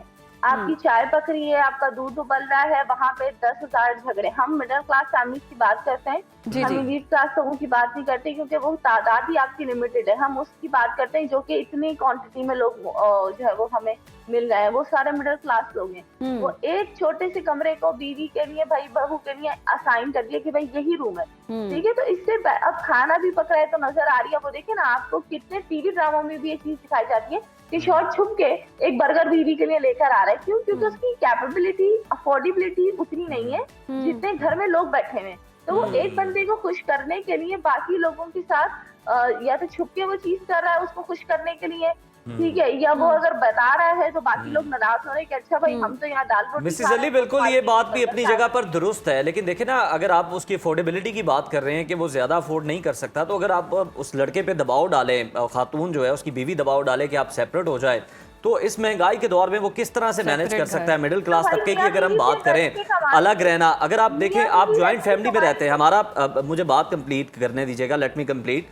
हमारा जो मुआशरा है आप उसके अंदर देखें तो हमारी जो रिवायात भी हैं, ज्वाइंट फैमिली सिस्टम में बहुत सारे फायदे भी हैं। मतलब आपके बच्चे पल भी जाते हैं, आप ये नहीं है कि आप बीमार हैं तो आप अकेले पड़े हुए हैं, कोई ना कोई आपको सपोर्ट देने वाला भी होता है। तो हम ये कोशिश कर रहे हैं कि अगर आपको रहना पड़ रहा है, लड़का नहीं अफोर्ड कर सकता, तो किस तरह से हम बेहतर माहौल जो है वो बना सकते हैं दोनों साइड से। नहीं, आपने ज्वाइंट फैमिली सिस्टम में रहना क्यों है? आप 2 गली छोड़ के घर ले लें तो आपके बच्चे वैसे भी पल जाएंगे, तो ऐसी मुश्किल बात नहीं। मिसेस अली, आप अफोर्ड करने की बात कर रही हैं ना कि वो एक बर्गर अफोर्ड कर सकता है, एक मतलब हम जिस तरह से आप बात करें कि एक ही वॉशरूम होता है, आपको जब ये सारी सिचुएशंस है अफोर्ड करने की बात, जब वो अकेला घर कैसे फिर अफोर्ड कर लेगा जब वो इस तरह से अफोर्ड नहीं कर सकता कि दूध का। तो मैंने कहा ना कि फिर कोई रिस्ट्रिक्शन नहीं होती ना। फिर मियाँ बीवी दोनों मिलके कमाते हैं अंडरस्टैंडिंग से और घर चलाते हैं अपना। आप देखिए कितने ऐसे कपल्स हैं जिसमें लड़का भी जॉब पे जा रहा है और लड़की भी जॉब पे जा रही है, क्योंकि जाहिर सी बात है खर्चात ज्यादा है ना। फिर किराए का घर है, फिर बिजली का बिल है, पानी है, आजकल तो सब आपको खरीद के ही इस्तेमाल करना पड़ रहा है। वो कोई सा भी एरिया और सब जगह। अच्छा मिसेस अली, आपको जैसे लेट्स सपोज एक सिचुएशन दे देते हैं, एक ही लड़का है, उसकी जिम्मेदारी माँ बाप भी हैं, जाहिर सी बात है माँ बाप अब कुछ कमा नहीं रहे, रिटायर्ड हैं, कुछ नहीं कर सकते, कोई पेंशन भी नहीं आ रही है, उसी लड़के ने अपने पेरेंट्स को भी पालना है, अब बीवी भी आ गई है, बच्चे भी हैं, अब बीवी कहे कि तुम सेपरेट हो जाओ मुझे लेकर, तो माँ बाप का किफालत कौन करेगा? मतलब माँ बाप की खिदमत, माँ बाप की जिम्मेदारी उस लड़के पर तो आती है। वो लड़का कहे जी मेरी अब जिम्मेदारी नहीं, मेरी तो अपनी फैमिली है, तो वो जो माँ बाप ने बचपन से जवान किया, उस लड़के को खिला पिला कर बड़ा किया है, अब लड़का सेपरेट होने को चला है सिर्फ एक बीवी की खातिर, तो माँ बाप की जिम्मेदारी किधर आई है? ऐसे में माँ बाप की खिदमत का जो दर्स है वो भी दीन देता है ना। वो ठीक है कि अगर आपका एक लौता ही बेटा हो तो आप एक लौते बेटे को कैसे छोड़ के मतलब के जा सकते हैं? ये तो कम्युनिकेट बीवी के फिर होगा, हिस्से में आएगा कि उसको इस चीज की अंडरस्टैंडिंग हो कि भाई ये एक ही तो बेटा है, अगर मैं इसको लेके हट गई तो फिर माँ बाप का क्या होगा? वो 50 क्रॉस में, 60 क्रॉस में, इतना तो अंडरस्टैंडिंग होनी चाहिए। मैं उन केसेस की बात कर रही हूँ जहाँ 6-6 भाई, 4-4 बहनें, इतने बड़े बड़े सारे खानदान होते हैं और फिर बच्ची का जो है वो वहां समझे कि पिसरी होती है वो दिन रात। एक लड़का है, एक बहन है, छोटी छोटी फैमिलीज में तो गुजारा फिर भी मुमकिन है, लेकिन वो जो हमारे बड़े बड़े खानदान है उसका जॉइंट फैमिली सिस्टम बिल्कुल फेल है।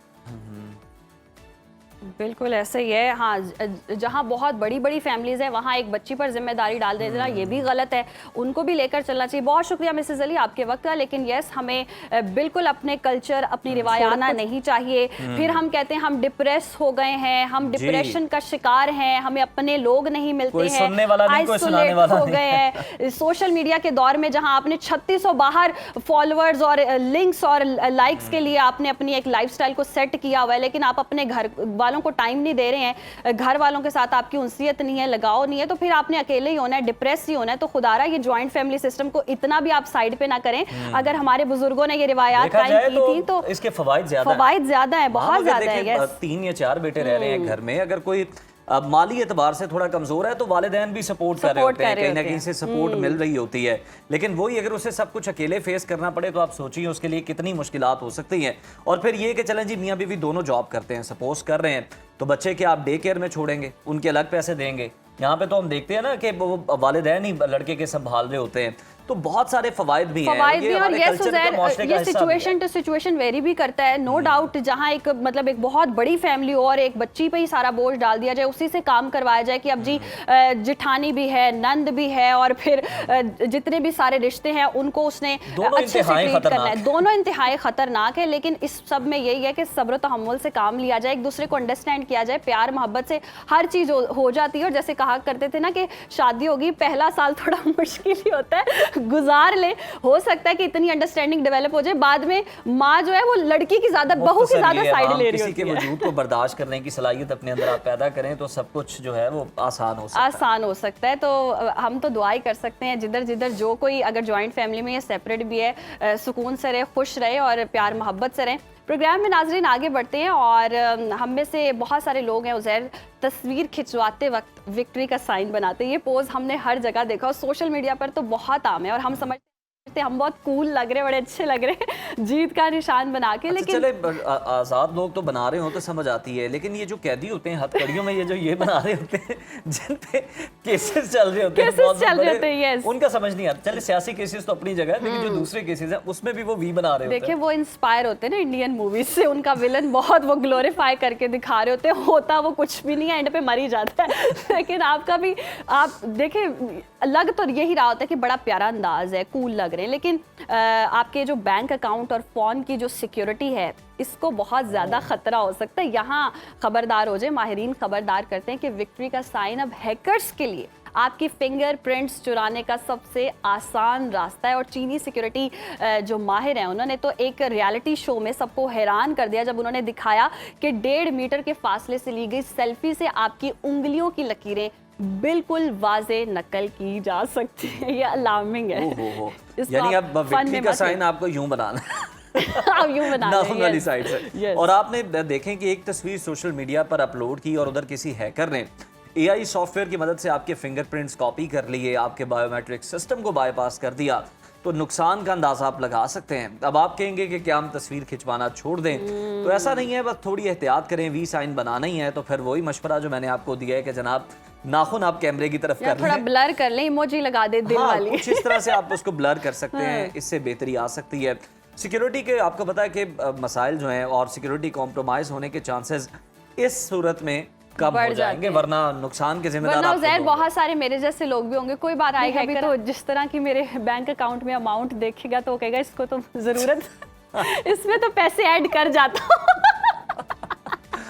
ये भी सूरत है। लेकिन एहतियात करें नेक्स्ट टाइम जब आपने ऐसे पोस्ट करना है तो कुछ सोच लें इसके बारे में। कोई हर बंदा अपनी कोई नई ट्रिक हर हैकर रहम दिल नहीं होता है। आपके साथ बढ़ते हैं ब्रेक की जानिब, देखते रहिए सुनो पाकिस्तान।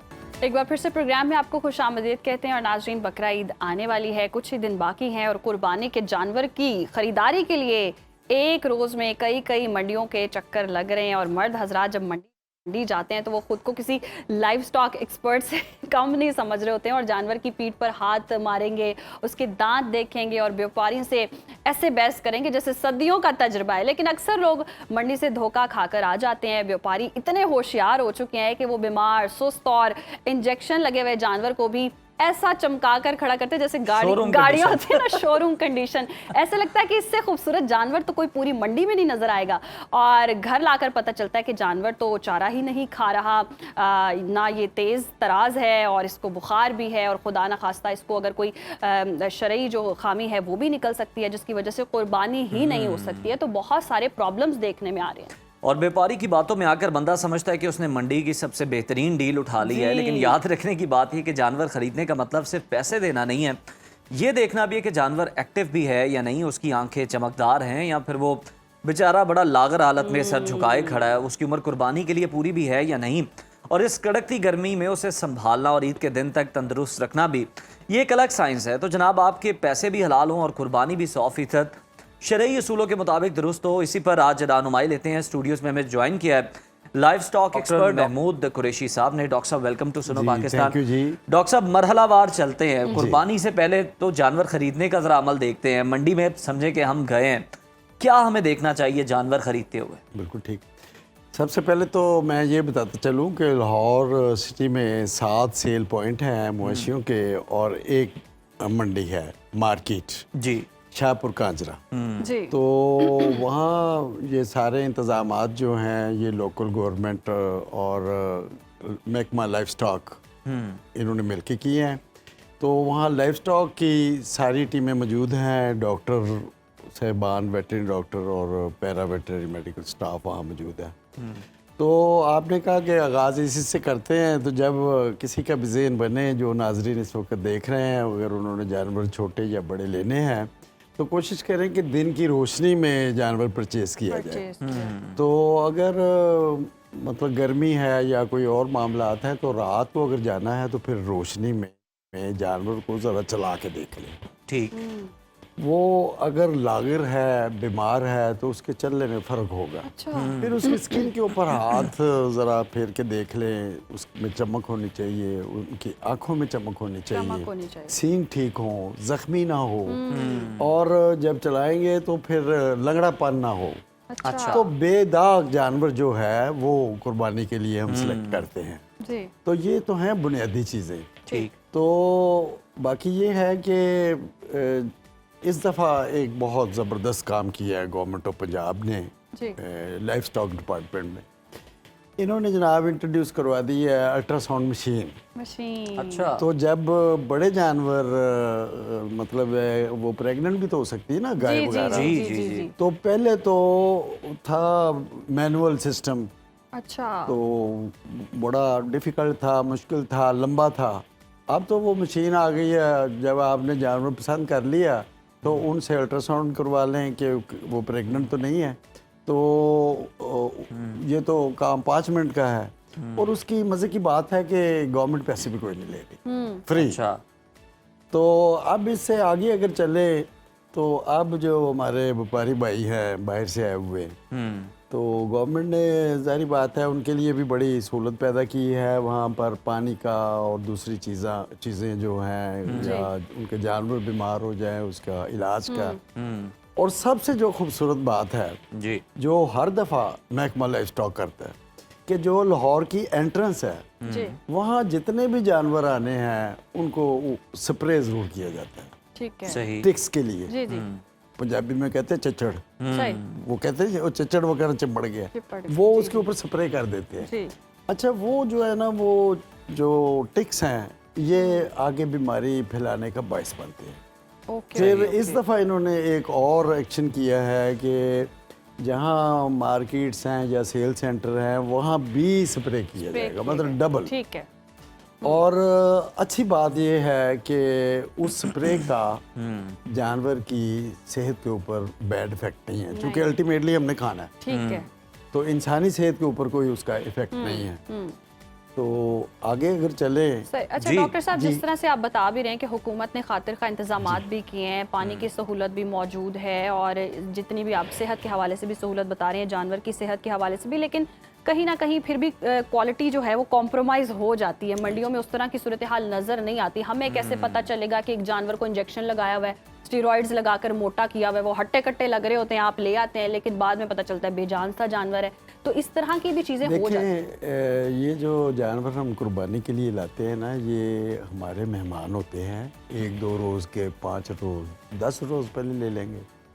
तो ऐसे कोई इंजेक्शन नहीं है कि इंजेक्शन लगाया तो उसका वजन 10 kg हो गया, ऐसे नहीं होता। और स्टीरॉइड का भी जो लफ्ज़ है ना, वो हम उसे मिसयूज़ कर रहे हैं। अच्छा। स्टीरॉइड्स तो हमारी बॉडी में वैसे ही नेचुरली पैदा हो रहा है। तो कुछ चीज़ें जो हैं वो एक सेपरेट ये स्टोरी है, लंबी है, क्योंकि यहाँ बैठ के मैंने लोगों को डॉक्टर तो बनाना नहीं है, ये वाली बात नहीं है। अच्छा, टीके वाली बात नहीं है। लागर जानवर को टीके नहीं लगाए जाते? नहीं, अगर कोई बीमार है तो टीका तो लगेगा ना। ठीक है। तो लागर जानवर जो है, जब आप चला के देखेंगे या उसका चेहरा, उसकी बॉडी देखेंगे तो आपको पता चल जाएगा ये बीमार है। ये भी नहीं है कि जो कहते हैं कि बेसन वाला पानी पिला के या कुछ इस तरह का पिला के फरबा किया हो उसको। मलिक साहब, आपने बड़ी खूबसूरत बात की। हमारे व्यापारी भाई जो हैं, सारे तो नहीं जी, लेकिन कुछ ऐसा करते हैं कि पानी में बेसन मिला के तो उसे पिला देते हैं जी, उसका ये जो फूल जाता फरबा हो है जाता, जी जी, और देखने में जानवर खूबसूरत लगता है। उसका हल ये है, उन्हें तो मना कर नहीं सकते। सही। उसका हल ये है कि जब आप जानवर अपने घर में लेके आएँ तो जानवर को स्वाय पानी के चारा ऑफर ना करें, 5 से 6 घंटे। अच्छा, ठीक है। अगर आप चारा उसे खिला देंगे तो पंजाबी में कहते हैं वाह लग जानी, यानी डायरिया। तो 5-6 घंटे की कोई बात नहीं, वो अगर है भी तो वो डाइजेस्ट हो जाएगा, ठीक तो है। जानवर आपका ठीक हो जाएगा। अब जब घर में हम लाते हैं तो वो होता है मेहमान, पंजाबी में कहते हैं परोना। ठीक। तो वो परोने को ना हम जनाब जलेबियाँ खिला रहे हैं, दूध पिला रहे हैं और मिठाइयाँ, तजर्बे कर रहे होते हैं। सोडे की बोतलें पिला रहे होते हैं। ये इनकी खुराक नहीं है, ये नहीं है, ये तो वाकई सब चारा चर के आए होते हैं। आप इन्हें ये चीज़ें पिलाएंगे तो ये उनके लिए बल्कि बायस बनेगी नुकसान का। तो लिहाजा जितने भी नाजरीन देख रहे हैं, सादा सा काम करें कि 1-2 रोज़ में 3 रोज़ में दाना खिला के, वंडा खिला के इन्होंने कोई 2-4 kg वज़न उनका नहीं बढ़ जाना, बल्कि अगर उसे डायरिया हो गया तो वज़न कम हो जाएगा। तो लिहाजा क्या देना है, सिर्फ सब्ज़ चारा, सब्ज़ चारा दें आप। सब्ज़ चारा। अगर आपका जी चाह रहा है कि आपने कोई ग्रेन्स वगैरह देने हैं तो फिर बकरे के लिए ये है कि आध पाव से 1 पाव पानी पहले पिलाना है, बाद में वो ग्रेन्स खिला डॉक्टर देने। साहब, घर से जरा थोड़ा सा वापस मंडी की तरफ चलते हैं। मंडी चलते हैं। जानवर वैसे अब ये बकरा हम है, लेने निकले हैं दोंदा। मंडी गर्मी बड़ी है, गर्मी बढ़ी है और मेरा नहीं ख्याल कि गवर्नमेंट ने जो है वो साफ पानी भी सारा मुहैया किया होगा और पूरा जो शेड का इंतजाम है किया होगा, क्योंकि हमने देखा अपने तौर पे तरपाले लगा के व्यापारी जो है वो बंदोबस्त कर रहे होते हैं जानवर को बचा।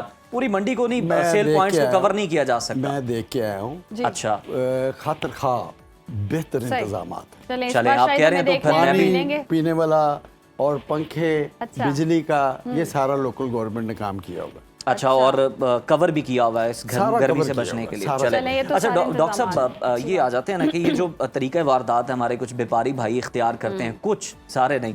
मतलब आप निकले हैं कि जनाब दोंदा जानवर कुर्बान करना है, पता चला जानवर जो था वो चोगा था या छिग्गा था, उसके उन्होंने बाकी दांत तोड़े हुए हैं और सिर्फ 2 दांत जो है वो छोड़े हुए हैं ताकि आपको लगे कि ये जानवर ऐसा है।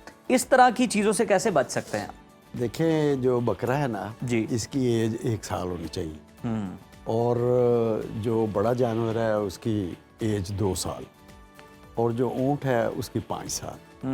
अब जो मुस्तकिल दांत हैं 2 सामने वाले, अब मैं भी उंगली वैसी कर रहा हूँ जी, इसके ना वो बन जाए जी, तो वो जो 2 दांत है ना मुस्तकिल, अब ये जो तोड़ देते हैं या निकाल देते हैं। हाँ, नहीं बल्कि लगा भी देते हैं। लगा भी देते हैं। लगा अच्छा, भी देते छोटे हैं। जानवर को लगा भी देते हैं। तो इसका बेहतरीन हल ये है कि अगर आपने 1 लाख रुपए का या 1.5 लाख रुपए का कोई जानवर लिया है तो जब डॉक्टरों की टीम वहाँ आपके लिए बैठी हुई है 24 आवर्स के लिए, तो उनसे मशवरा कर लें, उन्हें दिखा देंगे डॉक्टर साहब देख लें दांत असली हैं नकली हो हैं। सकता है डॉक्टर ने भी कमीशन पकड़ी हो।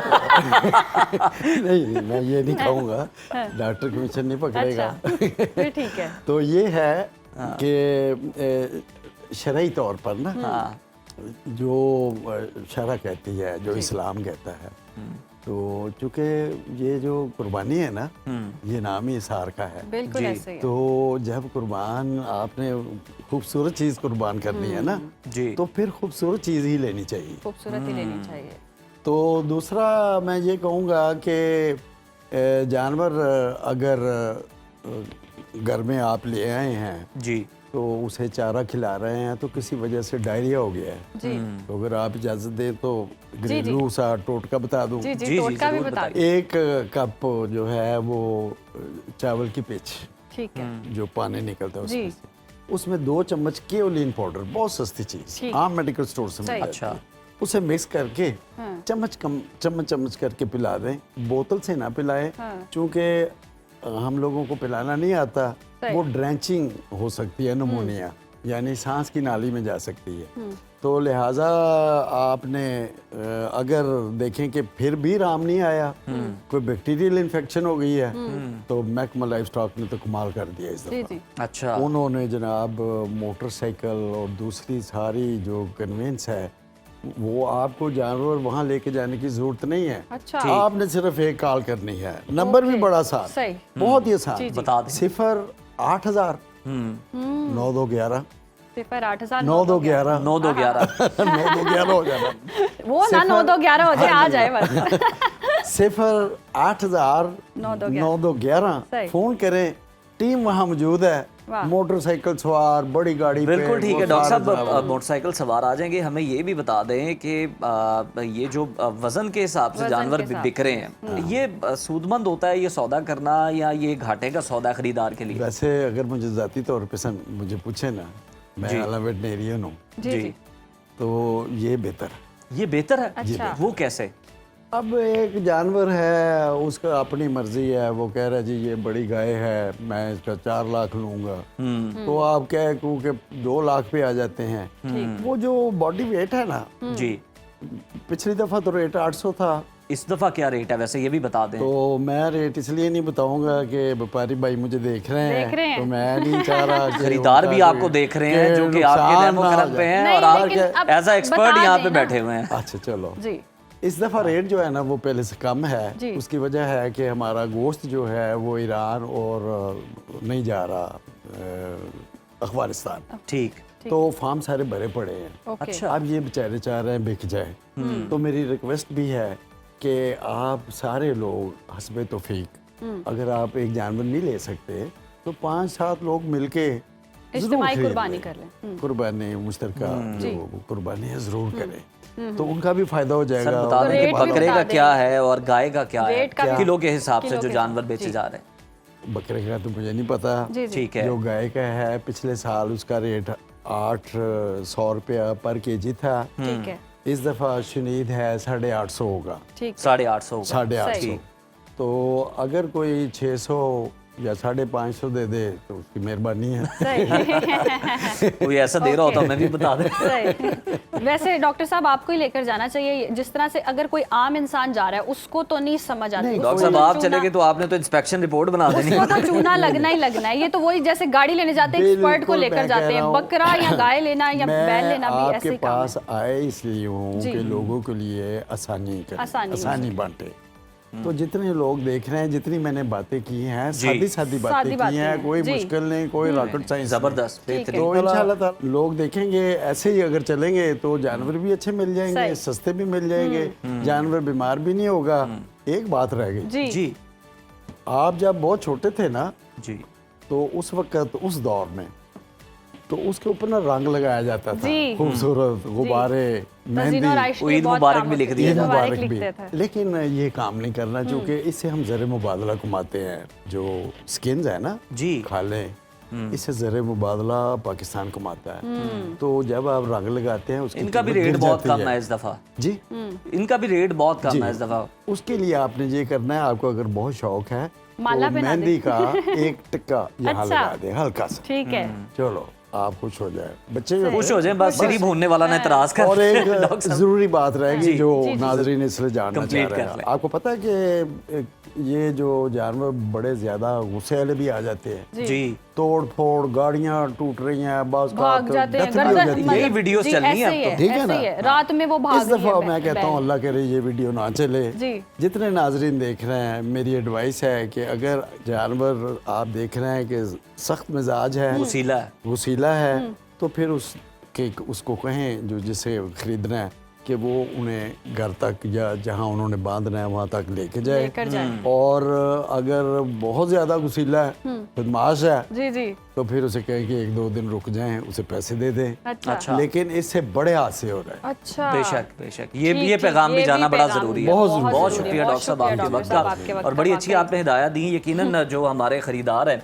जिन्हें नहीं पता इन चीज़ों का इतना नॉलेज नहीं है और Tips सिर्फ and tricks जनाब सब मौजूद बड़ी हैं। ईद के मौके पे उन्होंने मंडी का रुख करना होता है और जानवर खरीदना होता है, तो उनको बड़ी सहूलत हो जाएगी इसके सहूलत हो साथ। जाएगी। तो आप भी जब मंडी जाएं और जब जानवर घर ले हैं तो जो डॉक्टर साहब ने चीज़ें बताई हैं इनका ख्याल रखें। इनको तो पेपर जनाब पर लिख लें ताकि लुट ना जाएं, क्योंकि व्यापारी तो फिर लूटने ही, बड़े बड़े लुटेरे बैठे होते हैं। एक्सपर्ट बन के जाना है, इनको डील करने का तरीका यही है। बाकी जो हुकूमत के इंतजाम डॉक्टर साहब कह रहे हैं ये तो जो विजिट करेंगे वही बता सकते हैं, तो अपने Feedback दे सकते हैं। फीडबैक में जरूर बताना है। अभी वक्त ब्रेक का देखते रहिए सुनो सुनो पाकिस्तान। वेलकम बैक नाज़रीन। और उज़ैर, हमारे यहाँ एक बीमारी का नाम बहुत ज़्यादा सुनने को मिलता है जो कि है थायराइड। और किसी का वज़न अचानक बढ़ रहा हो तो कहते हैं जी थायराइड हो गया, और किसी को बहुत ज़्यादा गर्मी लग रही हो या चिड़चिड़ापन हो तो कहते हैं थायराइड का मसला है। लेकिन असल आफत कब आती है, ये बहुत बड़ा सवाल है। डॉक्टर साहब से हम ज़रूर जानेंगे। और मरीज़ को देखकर अक्सर डॉक्टर भी यही कह देते हैं कि आपके थायराइड का साइज़ बढ़ रहा है, गले में गुठलियाँ आ गई हैं और आप ऑपरेशन करवा लें। बस ये ऑपरेशन का जो लफ्ज़ है वो सुनते साथ ही मरीज़ और मरीज़ के जो घर वाले हैं उनके हाथ पांव फूल जाते हैं, घबरा जाते हैं, डर लगने लगता है कि पता नहीं क्या हो जाएगा। और कहीं हम हमेशा से देखते हैं कि आवाज़ आती है कि कुछ ऐसा हो जाए कि किसी तरह ये मसला टल जाए, कहीं ऑपरेशन वाली बात ना जाए, सांस की नाली ना बंद हो जाए। इतनी परेशानियां एकदम से उमड़ आती हैं जब थायराइड का नाम सुन लेते हैं उसे। और लोग जो हैं वो बिल्कुल परेशान भी होते हैं और बीमारी भी बहम ऐसी ही है और इससे बचने की लोग कोशिश भी करते हैं और ये भी कोशिश करते हैं हत्तुल इम्कान के सर्जरी ना करवानी पड़े, कहीं आवाज़ ना चली जाए। तो पहली बात तो ये कि गले की हर गिल्टी या हर बढ़ा हुआ थायराइड ख़तरनाक या फिर कैंसर नहीं होता। और दूसरी बात है कि अब वो ज़माना चला गया जब सर्जरी बहुत ज़्यादा मुश्किल होती थी। आजकल मेडिकल साइंस बहुत ज़्यादा तरक्की कर चुकी है। थायराइड की सर्जरी पहले से कहीं ज़्यादा महफूज और आसान है। सवाल ये कि आखिर वो कौन सी स्टेज है जहाँ पर ये सर्जरी ज़रूरी होती है, ऑपरेशन का फैसला किन टेस्ट की बुनियाद पर किया जाता है और सर्जरी के बाद मरीज़ को नॉर्मल ज़िंदगी में वापस आने के लिए कौन सी एहतियाती तदाबीर लाजिम है। इन्हीं तमाम अहम सवालात को लेकर चलते हैं जनाब सरबराह Sharif Fatima Memorial Hospital professor doctor Javed Shakir sahab के पास। शाकिर साहब बहुत शुक्रिया आपके वक्त का। सर ये बताइएगा कि हमारे यहाँ लोग गले में उभार या फिर गिल्टी देकर समझ लेते हैं कि ये खुदा न खास्ता कैंसर है, थायराइड है। कितने फ़ीसद आप समझते हैं कि गिल्टियाँ जो हैं वाकई कैंसर की स्टेज तक पहुँच सकती हैं? देखिए, थायराइड में गले के अंदर जो गदूद बड़ी होती हैं, लाजमी नहीं है कि हर बड़ी हुई गदूद थायराइड हो, पहली बात। ठीक। और दूसरा है कि हर थायराइड के जो बड़ा हुआ होता है वो कैंसर नहीं होता। तो मैक्सिमम जो है वो 3% लोग, 3% लोग हैं जिनके अंदर थायराइड की गिल्टी जो है उसकी बेसिक वजह from the start he cancer होता है। लेकिन अगर किसी को गिल्ड हो जी और वो 15-20 साल तक उसको लेके फिरता रहे, उसका इलाज ना कराए, तो उसमें कैंसर की तब्दीली आने का खतरा जरूर होता है। ठीक है। तो इसलिए इसकी टाइमली तशखीस होना ज़रूरी है और टाइमली जो इसका प्रॉपर ट्रीटमेंट जो इलाज है वो होना ज़रूरी है। अच्छा डॉक्टर साहब, हाइपर थायराइड और हाइपोथायराइड, इन दोनों में क्या फ़र्क होता है, क्या अलामात होती हैं? ये थायराइड की गदूद जो है हमारे गले में दोनों साइड पे होती है, आपस में जुड़ी हुई, कनेक्टेड। तो नॉर्मली हमें नज़र नहीं आता। जो नॉर्मल थायराइड है तो वो हम देख नहीं सकते बाहर से जी। लेकिन अगर ये नज़र आता है किसी का तो इसका मतलब कि ये बड़ा हुआ है, पहली बात। तो इसका नॉर्मल काम करना ज़रूरी है। ये हमारी बॉडी का जो तमाम मेटाबॉलिज्म है उसको लेकर चलता है, हमारी बॉडी की ग्रोथ जो है उसको लेकर चलता है। अच्छा। और तकरीबन जिस्म के हर आर्गन के ऊपर इसका असर होता है। दिल पे असर होता है, मसल्स पे होता है, बोन्स पे होता है, इसलिए इसका नॉर्मल काम करना ज़रूरी है। तो इसके अंदर केमिकल बनता है जिसको थायरोक्सिन कहते हैं, वो हमारे जिस्म का हिस्सा है, उसके बगैर लाइफ पॉसिबल नहीं है। तो अगर वो ज़्यादा बने, ज़्यादा काम करना शुरू कर दे तो उसको हाइपर थायराइडिज्म कहते हैं, यानी कि ओवर एक्टिव हो गया। ओवर एक्टिव हो गया तो प्रॉब्लम है, लेकिन अगर वो प्रोडक्शन पूरी ना हो तो फिर वो हाइपोथायराइड है। तो ये दो इसकी मेडिकल डिजीज़ हैं, मेडिकल नेम्स हैं कि वो ये इसका बेसिकली काम के साथ रिलेटेड है कि काम पूरा कर रहा है तो नॉर्मल है, अगर ज़्यादा करे फिर भी बीमारी है, कम करे फिर भी बीमारी है। अच्छा डॉक्टर साहब, जिस तरह से आपने कहा इसका मेटाबॉलिज्म के साथ भी लिंक है, मतलब किसी के गले में उभार नहीं है, उस तरह से नहीं विजिबल, लेकिन उसका वज़न बढ़ रहा है, और कौन कौन सी ऐसी अलामात हैं जिससे अंदाज़ा लगाया जाता है कि टेस्ट से पहले कि ये थायराइड का ही मसला है? हाँ, अगर ये वजन बढ़ रहा है, ये हाइपो में बढ़ता है जब थायराइड काम नहीं करता। जी, ठीक। उभार नहीं है, थायराइड है लेकिन वो प्रॉपर जितना काम चाहिए उतना नहीं कर रहा है, उससे एक तो वजन बढ़ना शुरू हो जाता है। सर्दी आम बंदे की निस्बत ज़्यादा लगती है, भूख आम इंसान की निस्बत कम लगती है, यानी कि खाते नहीं है फिर भी वजन बढ़ता है। और दूसरा, बंदा हर वक्त सुस्त, नींद में, डल, किसी चीज़ में दिलचस्पी नहीं, आइसोलेटेड सा होकर रहना शुरू हो जाता है। तो ये निशानियां हैं कि इस बंदे का थायराइड ठीक काम नहीं कर रहा होता। सही। तो डॉक्टर साहब, which one is more dangerous, जिसको कहें कि ये वाकई एक अलार्मिंग साइन है, यहाँ पर आकर आपको डॉक्टर से रुजू करना चाहिए? वैसे तो दोनों कंडीशन में ही करना चाहिए। देखिए, इसमें से अगर तो कहते हैं कि एक ही अगर कमरे में दो बंदे रह रहे हैं, एक उनकी लड़ाई हो रही है एसी लगाने पे और ना लगाने, इसका मतलब दोनों में से किसी एक को प्रॉब्लम है। अच्छा, ठीक है। बड़ा आसान बताया। ठीक है। आज ही टेस्ट कर लेना लोगों ने घरों सर में। मर्द को मसला ये होगा कि बेल देना है। तो इसमें होता है कि थायराइड का यार मसला जिसको नहीं, गर्मी महंगाई ज्यादा का। लग रही है इसका मतलब वो हाइपर हो सकते हैं, और जिसको सर्दी लग रही है वो हाइपो हो सकता है। अच्छा। दोनों में से एक एबनॉर्मल है। सही सही। तो अब अगर एबनॉर्मल है तो उसमें फिर ये नहीं वेट करना चाहिए कि बंदा बिल्कुल ही बैठ जाए, गिर जाए, तो फिर उसका इलाज होना चाहिए। तो प्रॉपरली जब भी कोई ऐसा इशू आता है, पेशेंट डॉक्टर के पास गया तो उसको असेस करना चाहिए कि कोई थायराइड का इशू है तो नहीं इसको। ठीक है, एक जस्ट नब्ज मरीज की हाथ रख कर चेक करें, हाइपर हो तो खाली एक पल्स देखने से पता चल जाता है कि ये मरीज तो डॉक्टर साहब, खवातीन में इसकी तादाद बहुत ज़्यादा हम देखते हैं अक्सर, ये हार्मोनल इम्बैलेंस की वजह से भी हो जाता है। थायराइड का फिर इशू आया, फिर बालों के प्रॉब्लम्स आ गए, पिंपल, एक्नी, फेस पर भी ये शो होना शुरू हो जाता है, और फिर आगे जाकर प्रेगनेंसी के हवाले से बड़ी प्रॉब्लम्स आ रही होती हैं। इसकी क्या वजह है? हाँ, अगर थायराइड हार्मोन प्रॉपर काम ना करे तो इसके बालों पे इफेक्ट होता है, बाल गिरते हैं, चाहे हाइपो हो चाहे हाइपर, दोनों में बालों का इफेक्ट आता है। मेंस्ट्रुअल साइकिल के ऊपर इसका इफेक्ट पड़ता है। ठीक है, और ये क्योंकि हार्मोन्स हैं और बॉडी के बाकी हार्मोन्स के साथ भी रिलेटेड है, तो डेफिनेटली इससे प्रॉब्लम होती है। और बहुत दफ़ा तो हमें फीमेल पेशेंट आती हैं, उनको प्रॉब्लम होता है मेंस्ट्रुअल साइकिल का, और प्रॉब्लम पीछे जो है वो थायराइड की है। ठीक। तो उसमें हम हमेशा ही थायराइड का टेस्ट करा के देखते हैं कि कहीं ये तो नहीं है कि इसका थायराइड काम नहीं प्रॉपर कर रहा है, इसलिए ये मसला हो रहा है। अच्छा डॉक्टर साहब, लोग सर्जरी से इसलिए भी डरते हैं कि कहीं आवाज़ की जो नस है वो ना उसे कोई नुकसान पहुंच जाए और फिर आवाज़ चली ना जाए। और मैंने ये देखा भी अपने क्लास फेलो के साथ कि उसकी आवाज़ बदल गई थी इस सर्जरी के बाद। तो ये उनका डर कितना जायज़ है, कितना दुरुस्त है? देखें, डर तो खैर हर चीज़ से लगता है, गाड़ी लेकर रोड पर निकलें डर तो लगता है, ऑपरेशन से भी डर लगता है जी। और ऑपरेशन से डरना एक नॉर्मल इंसान होने की निशानी नंबर। ठीक है, बट आजकल अच्छा एनेस्थीसिया, बीपी गुड कंट्रोल, हमें एनाटमी की सही तरह ज़्यादा समझ आ गई है, हमारे पास गैजेट्स बहुत बेहतर आ गए हैं, तो अब थायराइड की सर्जरी इतनी खतरनाक नहीं रही। अच्छा, एक्सपीरियंस्ड हैंड्स में, ये नहीं है कि कोई भी ऑपरेशन करे, इन एक्सपीरियंस हैंड्स ओनली 1%। अगर 100 ऑपरेशन करते हैं तो एक बंदा ऐसा उसमें से होगा पेशेंट जिसमें आवाज़ को फ़र्क आ सकता है। असूलन 99 ठीक रहना चाहिए। ठीक, आवाज़ में भी फ़र्क नहीं है? बिल्कुल नहीं फ़र्क आता। अच्छा डॉक्टर साहब, अगर अर्ली डायग्नोज हो गया है और मेडिसिन वगैरह का इंटेक भी हम कर रहे हैं, तो ऑपरेशन से बचा जा सकता है और मुस्तकिल इसका हल ढूंढा जा सकता है? ऑपरेशन से देखें, थायराइड जब बनना शुरू होता है ना, तो इसकी 2 स्टेज है। एक टीन एज के अंदर बनना शुरू होता है, या फिर प्रेगनेंसी में बॉडी को ज़्यादा थायरॉक्सिन चाहिए होता है, तो ज़्यादा को पूरा करने के लिए इसका साइज़ बड़ा होता है। तो वो जो बॉडी की ज़्यादा नीड है, उस वक्त गलती हो जाती है कि ब्लड के टेस्ट कराए हैं तो वो नॉर्मल रेंज में आ रहे हैं। अच्छा। लेकिन वो नॉर्मल रेंज है बड़े हुए थायराइड के साथ। ठीक है, ठीक है। तो अगर उस वक्त जो बॉडी की ज्यादा डिमांड है, उस डिमांड को हम बाहर से थायरॉक्सिन देके पूरा कर लें, 6 महीने के लिए प्रेगनेंसी है तो उसमें पता चलता है, अगर टीन या 2-3 साल के लिए तो गिलट बनने से रोका जा सकता है। लेकिन अगर एक दफा गिलट बन जाए, गिल्टियां बन जाए, तो फिर वो नाकाबिले। अच्छा डॉक्टर साहब, एक तो ये बता दें कि इसके लिए टेस्ट कौन से तजवीज़ करते हैं, और साथ ही साथ हमें ये भी बता दें कि अगर किसी ने सर्जरी करवा ली है तो फिर उसको उसके बाद खाने पीने में भी एहतियात होती है, अगर होती है तो फिर वो क्या है? इसमें जो टेस्ट है, अगर किसी को गिलट हो तो प्राइमरी टेस्ट है कि पहले थायराइड का फंक्शन टेस्ट होता है, वो T3, T4 और TSH।